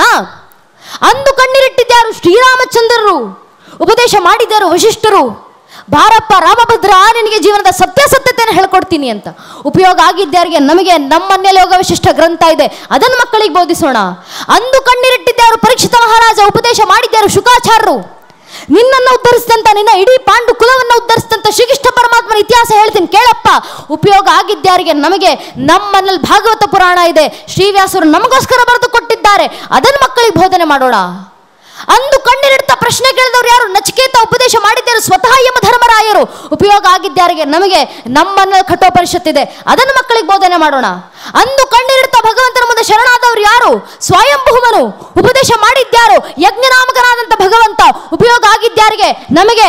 ನಮ್ಮನ್ನಲ್ಲಿ ಯಾಜ್ಞಾಮಂತ್ರ ಉಪನಿಷತ್ತಿದೆ, ಈಶಾವಾಸ್ಯ ಉಪನಿಷತ್ತಿದೆ, ಅದನ್ನು ಮಕ್ಕಳಿಗೆ ಬೋಧನೆ ಮಾಡೋಣ. ಅಂದು ಕಣ್ಣೀರಿಡ್ತಾ ಪ್ರಶ್ನೆ ಕೇಳಿದ್ಯಾರು? ಶ್ವೇತಕೇತು. ಉಪದೇಶ ಮಾಡಿದ್ಯಾರು? ತಂದೆ ಉದ್ದಾಲಕ. ಉಪಯೋಗ ಆಗಿದ್ದಾರಿಗೆ ನಮಗೆ. ನಮ್ಮನ್ನ ಚಾಂದೋಗ್ಯ ಉಪನಿಷತ್ತಿದೆ, ಅದನ್ನು ಮಕ್ಕಳಿಗೆ ಬೋಧನೆ ಮಾಡೋಣ. ಅಂದು ಗುರುಗಳ ಮುಂದೆ ಪ್ರಶ್ನೆ ಕೇಳಿದವರು ಯಾರು? 6 ಜನ ಶಿಷ್ಯರು. ಉಪದೇಶ ಮಾಡಿದ್ದಾರು ಗುರುವರೆಣ್ಯರು. ಉಪಯೋಗ ಆಗಿದ್ದಾರಿಗೆ ನಮಗೆ. ನಮ್ಮನ್ನ ಷಟ್ಪ್ರಶ್ನೋಪನಿಷತ್ತಿದೆ, ಅದನ್ನು ಮಕ್ಕಳಿಗೆ ಬೋಧಿಸೋಣ. ನಮ್ಮ ಹಿರಿಯರು ನಮಗೋಸ್ಕರ ಪುಸ್ತಕಗಳನ್ನು ಕೊಟ್ಟಿದ್ದಾರೆ. ಯಾಕೆ? ಮುಂದಿನ ಪೀಳಿಗೆ ಓದಲಿ, ಮುಂದಿನ ಪೀಳಿಗೆ ಜಾಗೃತವಾಗಲಿ. ಸಾಮಾನ್ಯ ಉಳಿಸ್ಕೊಂಡು ಬಂದಿದ್ದು ಇದೇ ಧರ್ಮ ನಾಶ ಮಾಡಬೇಕು, ನಮ್ಮ ಇದೇ ಜ್ಞಾನ ಪರಂಪರೆ ನಾಶ ಮಾಡಬೇಕು, ನಮ್ಮ ಮಠ ಮಂದಿರಗಳ ನಾಶ ಮಾಡಬೇಕಂತ ನಮ್ಮ ಇದೇ ಸನಾತನ ಹಿಂದೂ ಧರ್ಮದ ಮೇಲೆ 1371 ವರ್ಷ ನಿರಂತರ ದಾಳಿ ಆಯಿತು. ಮೊಘಲರು ಬಂದ್ರು, ತುರ್ಕರು ಬಂದ್ರು, ಅರಬ್ಬರು ಬಂದ್ರು, ಅಫ್ಘಾನರು ಬಂದ್ರು, ಪೋರ್ಚುಗೀಸರು ಬಂದ್ರು, ಡಚ್ಚರು ಬಂದ್ರು, ಫ್ರೆಂಚರು ಬಂದ್ರು, ಇಂಗ್ಲಿಷರು ಬಂದ್ರು, ಶಕರು ಬಂದ್ರು, ಹೂಣರು ಬಂದ್ರು. ಇವರೆಲ್ಲರೂ ಬಂದು ನಮ್ಮ ಮೇಲೆ ದಾಳಿ ಮಾಡಿದ ನಂತರವೂ ಇವತ್ತಿಗೂ ಹಿಂದೂ ಸಮಾಜವಾಗಿ ಜೀವಂತವಾಗಿದೆ. ಹಿಂದೂಗಳು ಹಿಂದೂಗಳಾಗೇ ಬದುಕಿದ್ದೀವಿ. ನಮ್ಮ ಮಠ ಮಂದಿರಗಳು ಇವತ್ತಿಗೂ ಜೀವಂತವಾಗಿದೆ. ಯಾಕೆ? ನಮ್ಮ ಪೂರ್ವಿಕರು ಪಟ್ಟಂತ ಶ್ರಮ ಅಂತದ್ದು ಧರ್ಮ ಉಳಿಸ್ಕೊಳ್ಳಿಕ್ಕೋಸ್ಕರ. ಮನುಷ್ಯರು ಶ್ರಮ ಪಡೋದು ಬಿಡಿ, ಸ್ವತಃ ಭಗವಂತ ಶ್ರೀಕೃಷ್ಣ ಪರಮಾತ್ಮ ಕುರುಕ್ಷೇತ್ರ ರಣರಂಗದಲ್ಲಿ ಭೀಷ್ಮ ಪಿತಾಮಹರು ಶರಾಶದ ಮೇಲೆ ಮಲಗಿದ್ದಾರೆ. ಇನ್ನೇನು ಕೆಲವು ಸಮಯದಲ್ಲಿ ಭೀಷ್ಮ ಪಿತಾಮಹರು ದೇಹತ್ಯಾಗ ಮಾಡಬೇಕು. ಅದನ್ನು ನೋಡಿದಂತ ಕೃಷ್ಣರ ಬಾಯಲ್ಲಿ ಬಂದಂತ ಉದ್ಗಾರ, ತಸ್ಮಿನ್ನ ಸ್ಥಗತೆ ಭೀಷ್ಮೆ ಪಾಂಡವಾನಾಂ ಧುರಂಧರೆ. ಅಸ್ತಂಗತರಾಗ್ತಿದ್ದಾರಪ್ಪ ಭೀಷ್ಮ ಪಿತಾಮಹರು. ಅಲ್ಲಿ ಭೀಷ್ಮ ಪಿತಾಮಹರು ಮಾತ್ರ ಸಾಯ್ತಿಲ್ಲ, ಅವರ ಹತ್ರ ಇರುವಂತ ಸಮಸ್ತ ಕುರುವಂಶದ ಜ್ಞಾನ ಸಾಯ್ತಿದೆ. ಜಗತ್ನಲ್ಲಿ ಯಾರು ಸತ್ರು ಪರವಾಗಿಲ್ಲ, ಅವರಲ್ಲಿರುವಂತ ಜ್ಞಾನ ಭಂಡಾರ ಸಾಯುವಂತಿಲ್ಲ. ಆದ್ರಿಂದ ಮೊದಲು ಪಾಂಡವರು ಹೋಗಿ ಭೀಷ್ಮ ಪಿತಾಮಹರ ಕಾಲಡಿಯಲ್ಲಿ ಕೂತ್ಕೊಂಡು ಕೈ ಮುಗಿದು ಉಪದೇಶ ಪಡೆದುಕೊಂಡು ಬನ್ನಿ, ಆ ಧರ್ಮ ಜ್ಞಾನವನ್ನ ಜಗತ್ತಿಗೆ ಹಂಚಿ ಅಂತ ಕೃಷ್ಣರು ಹೇಳಿದಂತ ಮಾತು. ಆಗ ಪಾಂಡವರು ಕೂತು ಜ್ಞಾನವನ್ನ ಪಡೆದಿದ್ಯಾವುದು? ಭೀಷ್ಮ ಪಿತಾಮಹರ ಬಾಯಿಂದ ಬಂದಂತ ಜ್ಞಾನ ಯಾವುದು? ವಿಷ್ಣು ಸಹಸ್ರನಾಮ. ಅದನ್ನೇ ಮನೆಗಳಲ್ಲಿ ಇವತ್ತಿಗೂ ಕೂಡ ಲಕ್ಷ ಲಕ್ಷ ಸಂಖ್ಯೆನಲ್ಲಿ ಹೇಳ್ತೀವಿ ನಾವು. ಇನ್ನೊಬ್ಬರು ಬಿಡಿ, ಸ್ವತಃ ಶ್ರೀಕೃಷ್ಣ ಪರಮಾತ್ಮನ ಅವತಾರ ಸಮಾಪ್ತಿ ಆಗಬೇಕು. ಕೃಷ್ಣರಿಗೆ 104 ವರ್ಷ ಆಗಿದೆ, ಇನ್ನು 6 ತಿಂಗಳುಗಳಲ್ಲಿ ಶ್ರೀಕೃಷ್ಣ ಪರಮಾತ್ಮರ ಅವತಾರ ಸಮಾಪ್ತಿ. ಆಗ ಶ್ರೀಕೃಷ್ಣ ಪರಮಾತ್ಮ ಉದ್ಧವನನ್ನ ಕರೆದು ಹೇಳ್ತಾರೆ, ಉದ್ಧವ, ಇನ್ನು 6 ತಿಂಗಳಲ್ಲಿ ನನ್ನ ದೇಹತ್ಯಾಗ ಆಗಲಿಕ್ಕಿದೆ, ಅವತಾರ ಸಮಾಪ್ತಿ ಆಗ್ಲಿಕ್ಕಿದೆ. ನಾನು ಸತ್ರು ಪರವಾಗಿಲ್ಲಪ್ಪ, ನನ್ನಲ್ಲಿರುವಂತ ಧರ್ಮಜ್ಞಾನ ಸಾಯುವಂತಿಲ್ಲ. ಆದ್ರಿಂದ ನನ್ನ ಇಡೀ ಧರ್ಮಜ್ಞಾನವನ್ನ ನಿನಗೆ ದಾರಿ ಎರೆದು ಕೊಡ್ತೀನಿ. ಕೊಟ್ಟಂತ ಧರ್ಮಜ್ಞಾನವನ್ನು ತಲೆ ಮೇಲೆ ಹೊತ್ತುಕೊಂಡು ಬದರಿ ಆಶ್ರಮಗಳಿಗೆ ಹೋಗಿ ಆ ಋಷಿ ಮನೆಗಳಿಗೆ ಜ್ಞಾನವನ್ನ ಮುಟ್ಟಿಸು. ಹಿಮಾಲಯದಿಂದ ಗಂಗೆ ಹರಿದು ಬಂದ ಹಾಗೆ ಬದರಿ ಆಶ್ರಮದ ಋಷಿಗಳಿಂದ ಜ್ಞಾನ ಗಂಗೆಯೂ ದೇಶದಾದ್ಯಂತ ಹರಿದು ಬರಲಿ ಅಂತ ಕೃಷ್ಣರೇ ಖುದ್ದು ತನ್ನ ಅವತಾರ ಸಮಾಪ್ತಿಗೂ ಮುಂಚೆ ಹೇಳಿದಂತ ಮಾತು. ಆಗ ಹುಟ್ಟಿದ್ದೇ ಉದ್ಧವ ಗೀತೆ. ಕೃಷ್ಣರ ಕೊನೆಯ ಕಾರ್ಯಗಳಲ್ಲೊಂದು ಧರ್ಮ ಉಳಿಸುವಂತ ಕಾರ್ಯ. ಭಗವಂತನೇ ಧರ್ಮ ಉಳಿಸ್ಲಿಕ್ಕೆ ಇಷ್ಟೆಲ್ಲ ಕೆಲಸ ಮಾಡ್ತಾರಲ್ಲ, ಯಾಕೆ? ಕೃಷ್ಣರೇ ಹೇಳ್ಕೊಂಡಿದ್ದಾರೆ. ಭಗವದ್ಗೀತೆ 3ನೇ ಅಧ್ಯಾಯದಲ್ಲಿ ಕೃಷ್ಣ ಹೇಳ್ತಾರೆ ಅರ್ಜುನನಿಗೆ, ನಮೇ ಪಾರ್ಥಾಸಿ ಕರ್ತವ್ಯಂ ತ್ರಿಶುಲೋಕೇಶು ಕಿಂಚನಃ. 3 ಲೋಕಗಳಲ್ಲೂ ನಾನು ಮಾಡಬೇಕಾಗಿರುವಂತ ಕೆಲಸ ಅಂತ ನಿಗದಿತವಾದಂತ ಯಾವುದೂ ಇಲ್ಲಪ್ಪ, ನಾನು ಸರ್ವತಂತ್ರ ಸ್ವತಂತ್ರ. ಅಂಥದ್ರಲ್ಲಿ ನಾನೇ ಯುಗ ಯುಗಕ್ಕೂ ಬಂದು ಧರ್ಮ ಕಾರ್ಯ ಮಾಡ್ತೀನಿ ಜಗತ್ನಲ್ಲಿ. ಯಾಕೆ? ಮನುಷ್ಯ ಭಾರತ ಸರ್ವಶಃ. ನಾನು ಮಾಡದಂತ ಕೆಲಸವನ್ನು ನೋಡಿ ಮನುಷ್ಯ ಮಾಡೋದು. ನಾನು ಧರ್ಮ ಕೆಲಸ ಮಾಡಲಿಲ್ಲ ಅಂದ್ರೆ ಕೃಷ್ಣರೇ ಧರ್ಮ ಕಾರ್ಯ ಮಾಡಲಿಲ್ಲ, ಇನ್ನು ನಾನ್ಯಾಕೆ ಧರ್ಮ ಕಾರ್ಯ ಮಾಡ್ಬೇಕಂತ ಮನುಷ್ಯರೆಲ್ಲ ಸುಮ್ಮನಾಗ್ಬಿಡ್ತಾರೆ. ಆ ಮನುಷ್ಯರಿಗೆ ಧರ್ಮ ಕಾರ್ಯ ಮಾಡ್ಲಿಕ್ಕೆ ಪ್ರೇರಣೆ ಕೊಡ್ಲಿಕ್ಕೋಸ್ಕರ ನಾನು ಯುಗ ಯುಗಕ್ಕೂ ಅವತರಿಸಿ ಬಂದು ಧರ್ಮ ಕೆಲಸ ಮಾಡ್ತೀನಿ ಅಂತ ಕೃಷ್ಣರೇ ನಮಗೆ ಮಾತನ್ನು ಕೊಟ್ಟಿದ್ದಾರಲ್ಲ. ಭಗವಂತನೇ ಬಂದು ಧರ್ಮ ಕಾರ್ಯ ಮಾಡಬೇಕಾದ್ರೆ ಈ ಧರ್ಮದಲ್ಲಿ ಹುಟ್ಟಿ ನೀವುಗಳು ನಮ್ಮ ಧರ್ಮದ ಕಾರ್ಯ ಮಾಡಲಿಲ್ಲ ಅಂದ್ರೆ ಹೇಗೆ?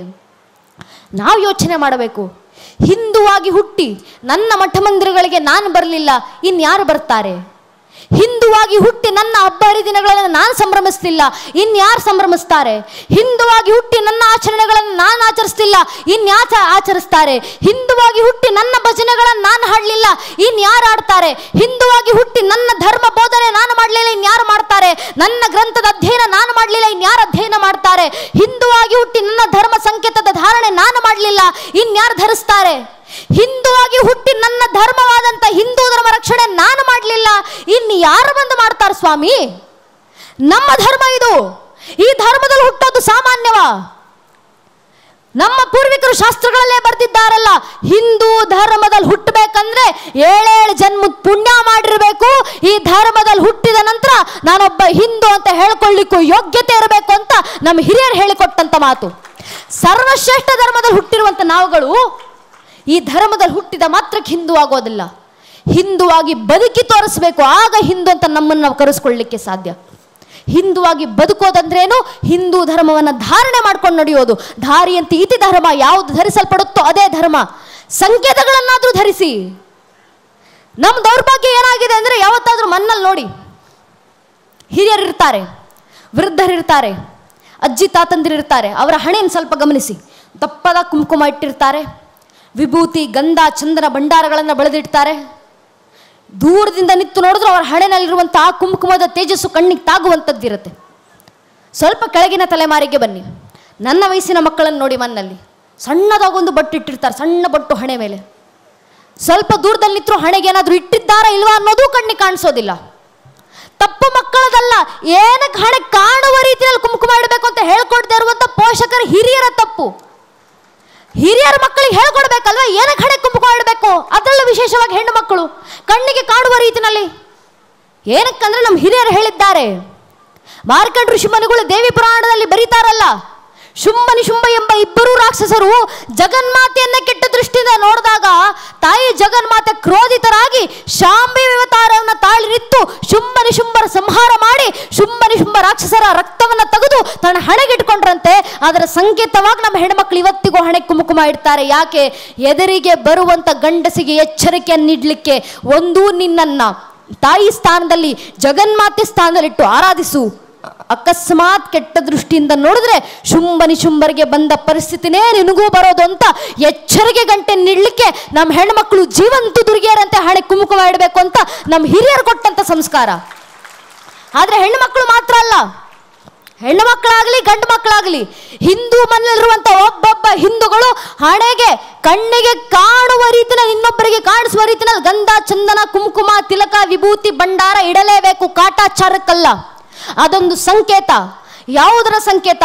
ಕವಿಗಳೊಬ್ರು ಬರೀತಾರಲ್ಲ, ये है देखो राजपुताना नाज से तलवारों पे, इसने अपना जीवन काटा भरजी तीर कटारों पे, कूद पड़ी थी यहाँ हजारों पद्मिनियां अंगारों पे, इस मिट्टी का कण कण गहरा कुर्बानी की गाता, इस मिट्टी से तिलक करो ये धरती है बलिदानों के ಅಂತ ಕವಿಗಳು ಬರೆದ್ರಲ್ಲ.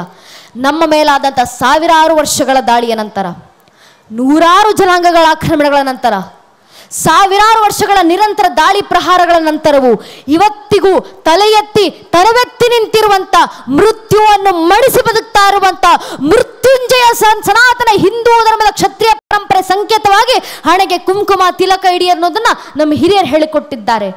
ನಮ್ಮ ಸ್ವಾಭಿಮಾನದ ಸಂಕೇತ ಅದು. ನಮ್ಮ ಸ್ವಾಭಿಮಾನ ಯಾವುದು? ಹಿಂದೂಗಳ ಪರಿಚಯ ಯಾವುದು? ಪೂಜ್ಯನ ಅಟಲ್ ಬಿಹಾರಿ ವಾಜಪೇಯಿ ಅವರು ಹೇಳ್ತಾರಲ್ಲ, ಹಿಂದೂಗಳ ಸ್ವಾಭಿಮಾನದ ಪರಿಚಯ. वाजपेयी जी ಅವರು ಬರೆದ್ರು, मैं शंकर का वह क्रोधा ललकर सगता जग को क्षार क्षार, मैं डमरू का वह प्रलयंकार ध्वनि जिसमें नचता भीषण संहार, मैं माँ दुर्गा का अनुमत्हास, मैं माँ काली का शस्त्राभ्यास, मैं यम की प्रलयंकारी पुकार, अगर अंतरतम की अग्नि से जगती में आग लगा दूं मैं, यदि ददकुट जड़ स्थलंबर जड़ चेतन तो कैसा विस्मय, हिंदू तन मन हिंदू जीवन रग रग हिंदू मेरा परिचय ಅಂತ ವಾಜಪೇಯಿ ಜಿ ಅವರು ಕೊಟ್ಟಂತ ತತ್ವ. ಇದು ಹಿಂದೂಗಳ ಸ್ವಾಭಿಮಾನದ ಪರಿಚಯ. ಈ ಸ್ವಾಭಿಮಾನ ನಮ್ಮಲ್ಲಿ ಹೃದ್ಗತವಾಗಲಿ. ನಾವು ಧರ್ಮ ಕಾರ್ಯಕ್ಕೆ ಮುಂದಾಗೋಣ.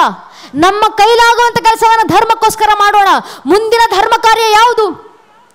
ಈಶಾವಾಸ್ಯ ಉಪನಿಷತ್ತಿನ 2ನೇ ಮಂತ್ರದಲ್ಲೇ ಹೇಳಿದ್ದಾರಲ್ಲ, ಕುರುವನ್ನೇವೇಹ ಕರ್ಮಾಣಿ ಜಿಜಿ ವಿಶೇಷ ದುಗುಂ ಸಮಾಹ. 100 ವರ್ಷ ಬದುಕಬೇಕು ಒಬ್ಬ ಮನುಷ್ಯ ಜಗತ್ನಲ್ಲಿ, ಶತಾಯುಷ್ಮಾನ್ ಭವ. ಯಾವ ರೀತಿ 100 ವರ್ಷ ಬದುಕಬೇಕು? ಧರ್ಮ ಕೆಲಸವನ್ನ ಮಾಡಿಕೊಂಡು 100 ವರ್ಷ ಬದುಕಬೇಕು. ಅದು ಸಾರ್ಥಕ 100 ವರ್ಷದ ಜೀವನ. ಭಗವದ್ಗೀತೆ 2ನೇ ಅಧ್ಯಾಯದ 2ನೇ ಮತ್ತು 3ನೇ ಶ್ಲೋಕದಲ್ಲಿ ಕೃಷ್ಣ ಕರೆ ಕೊಟ್ಟಿದ್ದಾರೆ. ಕುತಸ್ತ್ವಾ ಕಶ್ಮಲಮಿದಂ ವಿಷಮೇ ಸಂಪುತ ಸ್ಥಿತ ಮಾನಾರೆ ದುಷ್ಣ ಸ್ವರ್ಗ ಮಕೃತಿಕರಂ ಅರ್ಜುನ ಕ್ಲೇಬ್ ಹಿಮಸ್ಮಗೋಫ್ ಪಾರ್ಥ ನೈತತ್ವ ಬದ್ಧತೆ ಶುದ್ಧ ಮೃದ ಘೋರಬಲ್ಯಂ ತೆಕ್ತೋದಿಷ್ಟ ಪರಂತಪ. ಅರ್ಜುನ, ಧರ್ಮ ಕರ್ಮ ಮಾಡಲಿಕ್ಕೆ ಎದ್ದು ಬಾ. ನಮ್ಮ ಧರ್ಮ ಕಾರ್ಯ ಯಾವುದು? ಈಗ ಮುಂದೆ ಇರುವಂತ ಧರ್ಮ ಕರ್ಮ ಯಾವುದು? ರಾಮರ ಕಾರ್ಯವನ್ನು ನಮ್ಮ ಪೂರ್ವಿಕರು ಸಾಕಾರಗೊಳಿಸಿದ್ರು. ಮುಂದೆ ಹಿರಿಯರು ಕರೆ ಕೊಟ್ಟಿದ್ದಾರೆ, अयोध्या तो भी जाकी है, मथुरा काशी बाकी है. ರಾಮ ಮಂದಿರ ವಾಪಸ್ ತಗೊಂಡಿದ್ದೀವಿ, ಮುಂದೆ ಸಂವಿಧಾನದ ಅಡಿಯಲ್ಲೇ ಕಾಶಿ ವಿಶ್ವನಾಥರ ಮಂದಿರವನ್ನು ವಾಪಸ್ ತಗೊಳ್ತೀವಿ, ಮಥುರಾ ಶ್ರೀಕೃಷ್ಣ ಜನ್ಮಭೂಮಿಯನ್ನು ಕೂಡ ಸಂವಿಧಾನದ ಅಡಿಯಲ್ಲೇ ವಾಪಸ್ ತಗೊಳ್ತೀವಿ. ಇದೇ ನಮ್ಮ ಮುಂದಿರುವಂತ ಮುಂದಿನ ಧರ್ಮ ಕಾರ್ಯ. ರಾಮ ಮಂದಿರದ ಮುಂದೆ ಒಂದು ದೀಪ ಹಚ್ಚಿಡಬೇಕು. ಒಂದು ವೇದೋಕ್ತ ದೀಪವನ್ನ ರಾಮ ಮಂದಿರದ ಮುಂದೆ ಬೆಳಗಬೇಕಂದ್ರೆ ನಮ್ಗೆ 500 ವರ್ಷ ಬೇಕಾಯ್ತು. 500 ವರ್ಷಗಳಾಗಿ ಹೋಗಿದ್ವು ರಾಮ ಮಂದಿರದ ಮುಂದೆ ಒಂದು ವೇದೋಕ್ತ ದೀಪ ಬೆಳಗಿ.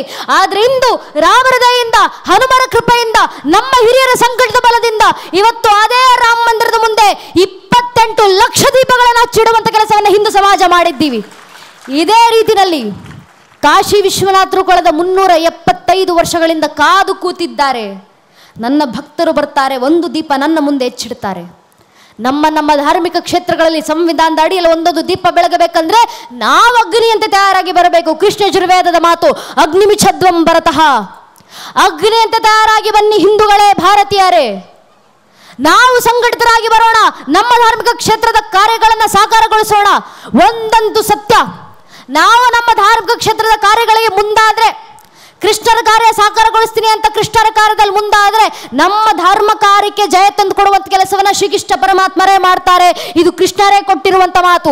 ಭಗವದ್ಗೀತೆ ಕೊನೆ 18ನೇ ಅಧ್ಯಾಯದ ಕೊನೆ 78ನೇ ಶ್ಲೋಕ ಕೃಷ್ಣ ಕೊಟ್ಟಂತ ಮಾತು, ಯತ್ರ ಯೋಗೇಶ್ವರ ಕೃಷ್ಣ ಯತ್ರ ಭಾರತ ದೌರ್ಧರಃ ತತ್ರ ಶ್ರೀ ವಿಜಯಾಭೂತಿ ಧ್ರುವಾನಿ ತಿರ್ಮ ತಿರ್ಮಮ. ಎಲ್ಲಿ ನಾನು ಯೋಗೇಶ್ವರ ಕೃಷ್ಣನ್ ಇರ್ತೀನೋ, ಎಲ್ಲಿ ನನ್ನ ಭಕ್ತಾದಿಗಳು ಇರ್ತೀರೋ, ನಿಮ್ಮೆಲ್ಲ ಧರ್ಮ ಕಾರ್ಯಕ್ಕೆ ಜಯ ತಂದು ಕೊಡುವಂತ ಕೆಲಸ ನಾನೇ ಮಾಡ್ತೀನಿ. ಕೊಟ್ಟಂತವ್ರು ಯಾರು ಈ ಮಾತನ್ನ? ಸಾಮಾನ್ಯರಲ್ಲ, ಭಗವಂತನೇ ಕೊಟ್ಟಂತ ಮಾತು. ಒಂದೊಂದು ಮತದ ಗ್ರಂಥವನ್ನು ಓದ್ತಿರ್ಬೇಕಾದ್ರೆ ನಮ್ಗೆ ಅರ್ಥ ಆಗುತ್ತೆ. ಒಂದು ಮತದ ಗ್ರಂಥದಲ್ಲಿ ತಿಳಿಸಲಾಗಿದೆ, ನಾನು ಭಗವಂತನ ಬಗ ಬಂದಿದ್ದೀನಿ, ದಿ ಸನ್ ಆಫ್ ಗಾಡ್, ಭಗವಂತನ ಸಂತಾನ ಬಂದಿದ್ದೀನಿ ಜಗತ್ತಿನ ಜನರನ್ನು ಉದ್ಧರಿಸಲಿಕ್ಕೋಸ್ಕರ. ಇನ್ನೊಂದು ಮತದ ಗ್ರಂಥದಲ್ಲಿ ತಿಳಿಸಲಾಗಿದೆ, ನಾನು ಭಗವಂತನ ಸಂದೇಶ ತಂದಿದ್ದೀನಿ ಜಗತ್ತಿನ ಜನರನ್ನು ಉದ್ಧರಿಸಲಿಕ್ಕೋಸ್ಕರ. ಆದರೆ ನನ್ನ ಯಾವುದೊಂದು ಧರ್ಮ ಗ್ರಂಥದಲ್ಲೂ ಭಗವಂತನ ಮಗ ಬಂದಿದ್ದೀನಿ ಹೇಳಲಿಲ್ಲ, ಸಂತಾನ ಬಂದಿದ್ದೀನಿ ಹೇಳಿಲ್ಲ, ಸಂದೇಶ ತಂದಿದ್ದೀನಿ ಹೇಳಲಿಲ್ಲ. ಬದಲಿಗೆ ಭಗವದ್ಗೀತೆ 11ನೇ ಅಧ್ಯಾಯದ ವಿಶ್ವರೂಪ ಸಂದರ್ಶನದಲ್ಲಿ ಶ್ರೀಕೃಷ್ಣ ಪರಮಾತ್ಮ ವಿರಾಟ ರೂಪವನ್ನು ತಾಳಿ ಗೀತಾಚಾರ್ಯ ಕೃಷ್ಣ ಅರ್ಜುನನಿಗೆ ಸಂದೇಶ ನೀಡುತ್ತಾ ಜಗತ್ತಿಗೆ ಕರೆ ಕೊಟ್ಟರು. ಅಹಮಾತ್ಮ ಗುದಾಕೇಶ ಸರ್ವಭೂತಶ ಸ್ಥಿತ ಆ ಮನುಷ್ಯ ಮಧ್ಯ ಚ ಭೂತಾನಮಂತೇವ ಚ. ಅರ್ಜುನ, ಆದಿಯೂ ನಾನೇ, ಭೂತಕಾಲವೂ ನಾನೇ, ಭವಿಷ್ಯತ್ ಕಾಲವೂ ನಾನೇ, ಪ್ರಸ್ತುತ ಕಾಲವೂ ನಾನೇ, ಅಂತ್ಯವೂ ನಾನೇ. ಜಗತ್ತಿನ ಪ್ರಕೃತಿಯ ಅಣು ರೇಣು ತೃಣ ಕಾಷ್ಟೆ ಕಣ ಕಣದಲ್ಲೂ ವಾಸಿಸುವಂತ ಆತ್ಮಗಳನ್ನು ನಿಗ್ರಹಿಸುವಂತ ಪರಮಾತ್ಮ ಭಗವಂತ ಅಂತ ಜಗತ್ತಿನಲ್ಲಿ ಯಾರಾದ್ರೂ ಇದ್ರೆ ಅದು ನಾನೊಬ್ಬರೇ, ಶ್ರೀಕೃಷ್ಣ ಪರಮಾತ್ಮ. ಇದನ್ನು ಜಗತ್ತಿಗೆ ಘಂಟಾಘೋಷವಾಗಿ ಸಾರಿ ಬಿಡುವಂತ ನಾನೇ ಭಗವಂತ ಅಂತ ಒಪ್ಪಿಕೊಂಡಂತ ಏಕೈಕ ಧರ್ಮ ಅದು ನನ್ನ ಸನಾತನ ಹಿಂದೂ ಧರ್ಮದಲ್ಲಿ ಮಾತ್ರ. ಇಂಥ ಸರ್ವಶ್ರೇಷ್ಠ ಧರ್ಮದಲ್ಲಿ ಹುಟ್ಟಿರುವಂತ ನಾವು ಸಂವಿಧಾನದ ಅಡಿನಲ್ಲಿ ನಮ್ಮ ಧರ್ಮ ಕಾರ್ಯವನ್ನು ಸಾಕಾರಗೊಳಿಸೋಣ ಅಂತ ಹೇಳ್ತಾ ಕೊನೆಗೊಂದು ಮಾತು, ನನ್ನ ನೆಚ್ಚಿನ ಬಂಧುಗಳೇ, ಕೃಷ್ಣನ ಕಾರ್ಯ ಸಾಕಾರ ಆಗಲಿಕ್ಕಿದೆ, ಕಾಶಿ ವಿಶ್ವನಾಥರ ಕಾರ್ಯ ಸಾಕಾರ ಆಗಲಿಕ್ಕಿದೆ. ಇವೆರಡು ಮಾತ್ರ ಅಲ್ಲ, ಮೊನ್ನೆ ಪತ್ರಕರ್ತರೊಬ್ಬರು ಶ್ರೀ ವಿಷ್ಣು ಶಂಕರ್ ಜಿ ಜೈನವರ ಹತ್ರ ಪ್ರಶ್ನೆ ಮಾಡಿದರು. ಸೀತಾರಾಮ್ ಗೋಲೆ ಅಂತ ಇತಿಹಾಸಕಾರರು ಹೇಳುವ ಪ್ರಕಾರ, ಸಾವರ್ಕರ್ ಅಂತ ಇತಿಹಾಸಕಾರರು ಹೇಳುವ ಪ್ರಕಾರ ಮೊಘಲರು ಭಾರತದಲ್ಲಿ 35,000 ಹಿಂದೂ ದೇವಾಲಯಗಳನ್ನು ನಾಶ ಮಾಡಿದ್ದಾರೆ. ಅದರಲ್ಲಿ ತಾಜ್ ಮಹಲ್ ಕೂಡ ಶಹಜಾನ್ ಕಟ್ಟಿಸಿದ್ದಲ್ಲ. ಅಲ್ಲೊಂದು ಶಿವಲಿಂಗ ಇತ್ತು, ಅಲ್ಲಿದ್ದಂಥ ಶಿವಲಿಂಗವನ್ನ ಮೋಸದಿಂದ ಭಗ್ನಗೊಳಿಸಿ ಶಹಜಾನ್ ಅಲ್ಲೊಂದು ಗೋರೆಯನ್ನು ಕಟ್ಕೊಂಡು ಇದು ನಂದು ಅಂತ ಹೇಳ್ಕೊಳ್ಳಿಕ್ಕೆ ಶುರು ಮಾಡ್ದ. ಆದ್ರಿಂದ ತಾಜ್ ಮಹಲ್ ಕೂಡ ಒಂದು ಕಾಲದಲ್ಲಿ ಶಿವನ ಮಂದಿರ ಅಂತ ಸೀತಾರಾಮ್ ಗೋಲೆ ಅಂತ ಇತಿಹಾಸಕಾರರು, ಸಾವರ್ಕರ್ ಅಂತ ಇತಿಹಾಸಕಾರರು ತಮ್ಮ ಪುಸ್ತಕಗಳು ಬರೆದಿದ್ದಾರೆ. ಹಾಗಿದ್ರೆ ಆ ಇತಿಹಾಸಕಾರ ಪ್ರಕಾರ ನೀವು ಹಿಂದೂಗಳು ತಾಜ್ ಮಹಲ್ ಕೂಡ ನಮ್ದು ಅಂತ ವಾಪಸ್ ತಗೊಂಡು ಬಿಡ್ತೀರಾ ಅಂತ ಪತ್ರಕರ್ತರು ವಕೀಲರಿಗೆ ಪ್ರಶ್ನೆ ಮಾಡಿದ್ರಂತೆ. ಆಗ ಶ್ರೀ ವಿಷ್ಣು ಶಂಕರ್ ಜಿ ಜೈನ್ ವಕೀಲರು ಉತ್ತರ ಕೊಟ್ರಂತೆ, ತಾಜ್ ಮಹಲ್ನ ಬಗ್ಗೆ ನೀವೀಗ ಮಾತಾಡ್ತಾ ಇದ್ದೀರಪ್ಪ, ನಾನು 2015ರಿಂದ ತಾಜ್ ಮಹಲ್ನ ಕೇಸನ್ನು ಕೋರ್ಟ್ನಲ್ಲಿ ನಡೆಸ್ತಾ ಇದ್ದೀನಿ. ಇನ್ನು ಕೆಲವು ವರ್ಷ ಅದು ತಾಜ್ ಮಹಲ್ ಶಹಜಾನ್ ಕಟ್ಟಿಸಿದ್ದಲ್ಲ, ಅಲ್ಲೊಂದು ಶಿವನ ಲಿಂಗವಿತ್ತು, ಅದು ಶಿವನ ಮಂದಿರ, ಅದು ಕೂಡ ಹಿಂದೂಗಳಿಗೆ ಪಾಲಿಗೆ ಸೇರಿರುವಂಥ ತೇಜೋ ಮಹಲ್ ಅಂತ ಸಂವಿಧಾನದ ಅಡಿನಲ್ಲೇ ಅದನ್ನು ವಾಪಸ್ ತಗೊಳ್ಳುವಂಥ ಕೆಲಸ ಹಿಂದೂ ಸಮಾಜ ಮಾಡಲಿಕ್ಕಿದೆ ಅಂತ ಶ್ರೀ ವಿಷ್ಣು ಶಂಕರ್ ಜಿ ಜೈನ್ ವಕೀಲರು ಕೊಟ್ಟಂತ ಉತ್ತರ ಕೇಳಿದಾಗ ಹೆಮ್ಮೆ ಆಯಿತು. ನನ್ನ ನೆಚ್ಚಿನ ಬಂಧುಗಳೇ, DVJ ಅವರು ಕೊಟ್ಟಿರುವಂತ ಮಾತು, ಎದ್ದು ಕುಡಿಯಲಿ ಕರ್ಮ ದೈವ ನಿದ್ರಿಸಲಿ, ಭವ್ಯಕ್ಕೆ ಹದ್ದಿಲ್ಲ ಆಶ್ಚರ್ಯ ಇರುದಲ್ಲ, ಸಿದ್ಧನಿರು ಸಕಲ ಕಮ್ಮಂಕುತಿಮ್ಮ. ಏನು ಬೇಕಾದರೂ ಆಗ್ಬೋದು, ಧರ್ಮ ಇನ್ನೇನು ನಾಶದ ಅಂಚಿಗೆ ಬಂದು ತಲುಪಿ ನಿಂತಿದೆ ನಮಗೆ ಭಾಸವಾಗ್ಬೋದು, ಆದರೆ ಅದನ್ನು ರಕ್ಷಿಸಲಿಕ್ಕೆ ಭಗವಂತನೇ ಖುದ್ದು ಧರೆಗಿಳಿದು ಬರ್ತಾನೆ, ನಮ್ಮ ಧರ್ಮ ರಕ್ಷಣೆಯನ್ನು ಮಾಡ್ಕೊತಾರೆ. ಆ ಮಾತಿಗೆ ಅಕ್ಷರಶಃ ಸತ್ಯವಾಗುವ ರೀತಿಯಲ್ಲಿ ಎಲ್ಲೆಡೆ ಧಾರ್ಮಿಕ ಕ್ಷೇತ್ರಗಳನ್ನು ವಾಪಸ್ ತಗೊಂಡಿದ್ದೀವಿ. ಭಾರತದಲ್ಲಷ್ಟೇ ಅಲ್ಲದೆ ದೂರದ ಅಬುದಾಬಿನಲ್ಲೂ ಸ್ವಾಮಿನಾರಾಯಣ ದೇವಸ್ಥಾನವನ್ನು ಸ್ಥಾಪನೆ ಮಾಡುವಂಥ ಕೆಲಸವನ್ನ ಹಿಂದೂ ಸಮಾಜ ಮಾಡಿದ್ದೀವಿ. ಇದೇ ಧಾರ್ಮಿಕ ಕೆಲಸ ಭಗವಂತನ ದಯೆಯಿಂದ ಮುಂದುವರಿಲಿ ಅಂತ ಕೇಳ್ಕೊಂತ ಮುಂದೆ ಕೃಷ್ಣರ ಕಾರ್ಯ ಆಗೋ ವೇಳೆಗೂ ಪ್ರಶ್ನೆಗಳು ಬರ್ಬೋದು. ಕೃಷ್ಣ ಜನ್ಮಭೂಮಿ ಬೇಕು ಮಥುರಾ ಅಂತ ಹೇಳ್ತೀರಾ, ಆದರೆ ಕೃಷ್ಣರು ಅಲ್ಲೇ ಹುಟ್ಟಿದ್ರು ಅನ್ನೋದಕ್ಕೆ ನಿಮ್ಮ ಹತ್ರ ಏನು ಸಾಕ್ಷಿ? ಕೃಷ್ಣರ ಅಸ್ತಿತ್ವ ಪ್ರಶ್ನೆ ಬಂದಾಗಲೂ ನಮ್ಮ ಮನೆಯ ಒಂದೊಂದು ಮಗುವಿನಲ್ಲಿ ಎಷ್ಟು ಧರ್ಮ ಜಾಗೃತಿ ಬಂದಿರಬೇಕಂದ್ರೆ ಆಗಲೂ ನಮ್ಮ ಮಕ್ಕಳು ಎದೆ ತಟ್ಕೊಂಡು ಹೇಳ್ಕೊಳ್ಬೇಕು, ರಾಮರ ವಂಶವೃಕ್ಷಕ್ಕೆ ಮಾತ್ರ ಅಲ್ಲಪ್ಪ, ಶ್ರೀಕೃಷ್ಣ ಪರಮಾತ್ಮರ ವಂಶವೃಕ್ಷದ ಅಸ್ತಿತ್ವಕ್ಕೂ ಕೂಡ ನಾನು ಸಾಕ್ಷಿಯನ್ನು ಕೊಡಬಲ್ಲೆ, ಪುರಾವೆಯನ್ನು ಕೊಡಬಲ್ಲೆ. ನಮ್ಮ ಮಕ್ಕಳ ಬಾಯಿಂದ ಬರಬೇಕು ಹನುಮರ ರಾಮರ ಆಶೀರ್ವಾದದಿಂದ, ಕೃಷ್ಣನ ಆಶೀರ್ವಾದದಿಂದ. ಮೊದಲಿಗೆ ಬಂದದ್ದು ಶ್ರೀ ವಿಷ್ಣು, ಶ್ರೀ ವಿಷ್ಣುವಿನ ಮಗ ಬ್ರಹ್ಮ, ಬ್ರಹ್ಮನ ಮಗ ಮರೀಚಿ, ಮರೀಚಿ ಮಗ ಕಶ್ಯಪ, ಕಶ್ಯಪನ ಮಗ ವೈವಾಸ್ವನ, ವೈವಾಸ್ವನ ಮಗ ಮನು, ಮನುವಿನ ಮಗ ಇಳ, ಇಳನ ಮಗ ಪುರೂರವ, ಪುರೂರವನ ಮಗ ಅಯು, ಅಯುವಿನ ಮಗ ನಘೂಷ, ನಘೂಷನ ಮಗ ಯಾತಿ, ಯಾತಿಯ ಮಗ ಯದು, ಯದುವಿನ ಮಗ ಕ್ರೋಸ್ತು, ಕ್ರೋಸ್ತುವಿನ ಮಗ ಧ್ವಜೀವನ್, ಧ್ವಜೀವನ ಮಗ ಸ್ವಾತಿ, ಸ್ವಾತಿಯ ಮಗ ಋಷಂಕು, ಋಷಂಕುವಿನ ಮಗ ಚಿತ್ರಾರ್ಥ, ಚಿತ್ರಾರ್ಥನ ಮಗ ಶಶಿಬಿಂದು, ಶಶಿಬಿಂದುವಿನ ಮಗ ಪೃಥುಷಾರ, ಪೃಥುಷಾರನ ಮಗ ಪೃಥ್ವೋತ್ತಮ, ಪೃಥ್ವೋತ್ತಮನ ಮಗ ಉಷಾನು, ಉಷಾನ ಮಗ ಶಿತಾಪು, ಶಿತಾಪುವಿನ ರುಕುಮಕವಚ, ರುಕುಮಕವಚನ ಮಗ ಪಾರವೃತ, ಪಾರವೃತನ ಮಗ ಜ್ಞಾಮೋಗ, ಜ್ಞಾಮೋಗನ ಮಗ ವಿದ್ರಭ, ವಿದ್ರಭನ ಮಗ ಕ್ರೋತ್, ಕ್ರೋತ್ನ ಮಗ ಕುಂತಿ, ಕುಂತಿ ಮಗ ನಿಧೃತಿ, ನಿಧೃತಿ ಮಗ ದಾಸಾಯಿ, ದಾಸಾಯಿ ಮಗ ವ್ಯೋಮ, ವ್ಯೋಮನ ಮಗ ಜಿಮುತ, ಜಿಮುತನ ಮಗ ವಿಕೃತಿ, ವಿಕೃತಿಯ ಮಗ ಭೀಮರಥ್, ಭೀಮರಥನ ಮಗ ನವರಥ್, ನವರಥನ ಮಗ ದಾಶರಥ್, ದಾಶರಥನ ಮಗ ಶಾಕೂನಿ, ಶಾಕೂನಿಯ ಮಗ ಕರಂಭಿ, ಕರಂಭಿಯ ಮಗ ವಿದ್ವರಥ್, ವಿದ್ವರಥನ ಮಗ ಶೂರ, ಶೂರನ ಮಗ ಶಾಮಿನ್, ಶಾಮಿನ ಮಗ ಪ್ರತಿಕ್ಷಾತ್ರ, ಪ್ರತಿಕ್ಷಾತ್ರನ ಮಗ ಸ್ವಯಂಭೋಜ, ಸ್ವಯಂಭೋಜನ ಮಗ ಋತಿಕ್, ಋತಿಕ್ನ ಮಗ ದೇವಗರ್ಭ, ದೇವರಗರ್ಭನ ಮಗ ಶೂರಸೇನ, ಶೂರಸೇನ ಮಗ ವಾಸುದೇವ, ವಾಸುದೇವನ ಮಗನೇ ಚಂದ್ರವಂಶ ಚಕ್ರವರ್ತಿ ದೇವಕೀನಂದ ಶ್ರೀಕೃಷ್ಣ ಪರಮಾತ್ಮ ಅಂತ ಹೇಳುವ ಮಟ್ಟಕ್ಕೆ ಕೃಷ್ಣರ ಜಾಗೃತಿ ಭಕ್ತಿಯೂ ನಮ್ಮ ಮಕ್ಕಳಲ್ಲಿ ಬರಲಿ, ಧರ್ಮ ಜಾಗೃತಿ ಇದೇ ರೀತಿಯಲ್ಲಿ ಇನ್ನಷ್ಟು ಉದ್ದೀಪನವಾಗಲಿ ಅಂತ ಕೇಳ್ಕೊಂತ ಧರ್ಮ ಕಾರ್ಯದಲ್ಲಿ ನಮ್ಮ ಕೈಲಾಗುವಂಥ ಕೆಲಸವನ್ನು ಧರ್ಮಕ್ಕೆ ಕೊಡುಗೆಯಾಗಿ ನೀಡೋಣ ಅಂತ ತಮ್ಮ ವಿನಂತಿಸ್ಕೊಳ್ತಾ ನಂಗೆರಡು ಮಾತನಾಡಲಿಕ್ಕೆ ಅವಕಾಶ ಮಾಡಿಕೊಟ್ಟಿರುವಂಥ ಇಡೀ ದೇವಸ್ಥಾನದ ಕಮಿಟಿಯ ಎಲ್ಲ ಹಿರಿಯರಿಗೆ ಹಾಗೂ ಅಣ್ಣ ಅವರು ಹೇಳಿದ ರೀತಿಯಲ್ಲಿ ದೇವಸ್ಥಾನಕ್ಕೆ ಅಂತ ತೆಗೆದುಕೊಂಡಂಥ ಜಾಗದಲ್ಲಿ ದೇವರಿಗೆ ಅಂತ ಸ್ನಾನ ಮಾಡಿದ ಅಷ್ಟಲ್ಲದೆ ಆ ಜಾಗದಲ್ಲಿ ಭಾಗಗಳನ್ನು ಮಾಡಿ ಹಿಂದೂ ಸಮಾಜಕ್ಕೆ ಒಳಿತಾಗುವಂಥ ಕೆಲಸದಲ್ಲಿ ಹಿಂದೂ ಕುಟುಂಬಗಳಿಗೆ ಒಳಿತಾಗುವ ರೀತಿಯಲ್ಲಿ ಇನ್ನಷ್ಟು ಕಾರ್ಯಗಳನ್ನು ಸಲ್ಲಿಸ್ತಾ ಇದ್ದೀವಿ ಅಂತ ಅಣ್ಣ ಅವರು ಹೇಳಿದ್ರು. ಇನ್ನಷ್ಟು ಇದೇ ರೀತಿ ಸಾವಿರ ಸಾವಿರ ಲಕ್ಷ ಕಾರ್ಯಗಳು ನಿಮ್ಮ ಕೈಯಿಂದ ಆಗುವಂತೆ ಭಗವಂತನಾದಂಥ ಭಕ್ತಾಗ್ರಣದ ಮಾರುತಿ ಶ್ರೀರಾಮಚಂದ್ರು ನಮ್ಮೆಲ್ಲರಿಗೂ ಕೂಡ ಅನುಗ್ರಹಿಸಲಿ ಅಂತ ಭಗವಂತನಲ್ಲಿ ಪ್ರಾರ್ಥನೆ ಇಡ್ತಾ ಕಾರ್ಯಕ್ರಮವನ್ನು ಅತ್ಯಂತ ಅಚ್ಚುಕಟ್ಟಾಗಿ ಆಯೋಜನೆ ಮಾಡಿರುವಂಥ ನೆಚ್ಚಿನ ಕಾರ್ಯಕರ್ತ ಅಣ್ಣಂದಿರಿಗೆ ಒಂದು ಕಾರ್ಯಕ್ರಮ ಧಾರ್ಮಿಕ ಸಭೆ ಮಾಡಬೇಕಂದ್ರೆ ವಾರಗಟ್ಟಲೆ ತಿಂಗಳಗಟ್ಟಲೆ ಊಟವನ್ನು ಬಿಟ್ಟು ನಿದ್ದೆಗೆಟ್ಟು ಮನೆ ಬಿಟ್ಟು ಮನ್ನಲ್ಲಿ ಕೆಲಸ ಇಲ್ಲ ಅಂತ ಮನೆಯಲ್ಲಿ 108 ಕೆಲಸ ಇದೆ. ತಮ್ಮದೇ ವ್ಯಾಪಾರ ವಹಿವಾಟುಗಳು ಸಾವಿರಾರಿದ್ದಾವೆ.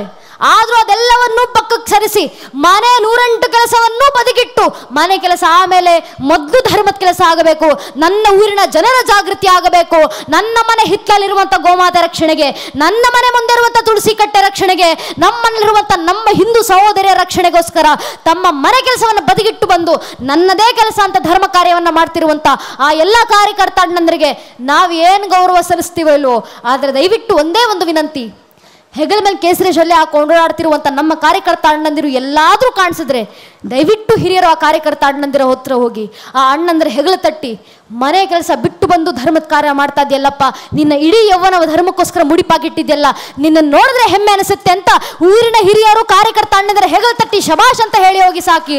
ನಾವು ನಮ್ಮ ಕಾರ್ಯಕರ್ತ ಅಣ್ಣಂದಿರಿಗೆ ಸಲ್ಲಿಸುವ ಗೌರವ ಅಷ್ಟೇ. ಶಾಸ್ತ್ರಗಳ ಮಾತು ಧರ್ಮೋ ರಕ್ಷತೆ ರಕ್ಷಿತ, ಯಾರು ಧರ್ಮ ರಕ್ಷಣೆ ಮಾಡ್ತಾರೋ ಅವರ ರಕ್ಷಣೆ ಮಾಡಲಿಕ್ಕೆ ಧರ್ಮವೇ ನಿಂತಿರುತ್ತೆ. ಆದ್ರಿಂದ ಧರ್ಮ ರಕ್ಷಣೆ ಮಾಡ್ತಿರುವಂಥ ಕಾರ್ಯಕರ್ತ ಅಣ್ಣಂದಿರ ಬೆನ್ನೆಲುಬಾಗಿ ನಾವು ನಿಲ್ಲೋಣ ಅಂತ ಕೇಳ್ಕೊಂತ ಎಲ್ಲ ನೆಚ್ಚಿನ ಕಾರ್ಯಕರ್ತ ಅಣ್ಣಂದಿರಿಗೆ ಶತಶತ ನಮನಗಳನ್ನು ಸಲ್ಲಿಸ್ತಾ ಗುರು ಮಹಾರಾಜು ಶಾರದಾ ಮಾತನ್ನು ಆರಿಸಿರುವಂಥ 2 ಮಾತನ್ನು ಕೇಳಿಸ್ಕೊಂಡಂತ ಗಣ್ಯರಿಗೆ, ದೇಶಭಕ್ತ ಬಾಂಧವರಿಗೆ, ಹೆಚ್ಚಿನ ಸಂಖ್ಯೆಯಲ್ಲಿ ಸೇರಿರುವಂಥ ಮಾತಾ ಭಗಿಣಿಯರಿಗೆ, ಇಡೀ ಕಾರ್ಯಕ್ರಮದಲ್ಲಿ ನಮ್ಮ ಸಹಕಾರ ನೀಡಿರುವಂಥ ಆರಕ್ಷಕ ಬಂಧುಗಳಿಗೆ, ಪತ್ರಕರ್ತ ಬಾಂಧವರಿಗೆ ಹಾಗೂ ಎಲ್ಲ ಹಿರಿಕಿರಿಯರ ಪಾದಗಳಿಗೆ ಮತ್ತೊಮ್ಮೆ ನನ್ನ ಹಣೆಚ್ಚು ನಮಸ್ಕರಿಸ್ತೇನೆ. ಜೈ ಹಿಂದ್, ವಂದೇ ಮಾತರಂ. ಹರಿ ಓಂ ತತ್ತ ಸತು ಶ್ರೀರಾಮಕೃಷ್ಣ ಅರ್ಪಣ ವಸ್ತು. ಪ್ರತಿಯೊಬ್ಬ ಹಿಂದುವಿನ ಮನದಲ್ಲೂ ಮನೆಯಲ್ಲೂ ಧರ್ಮ ಜಾಗೃತಿ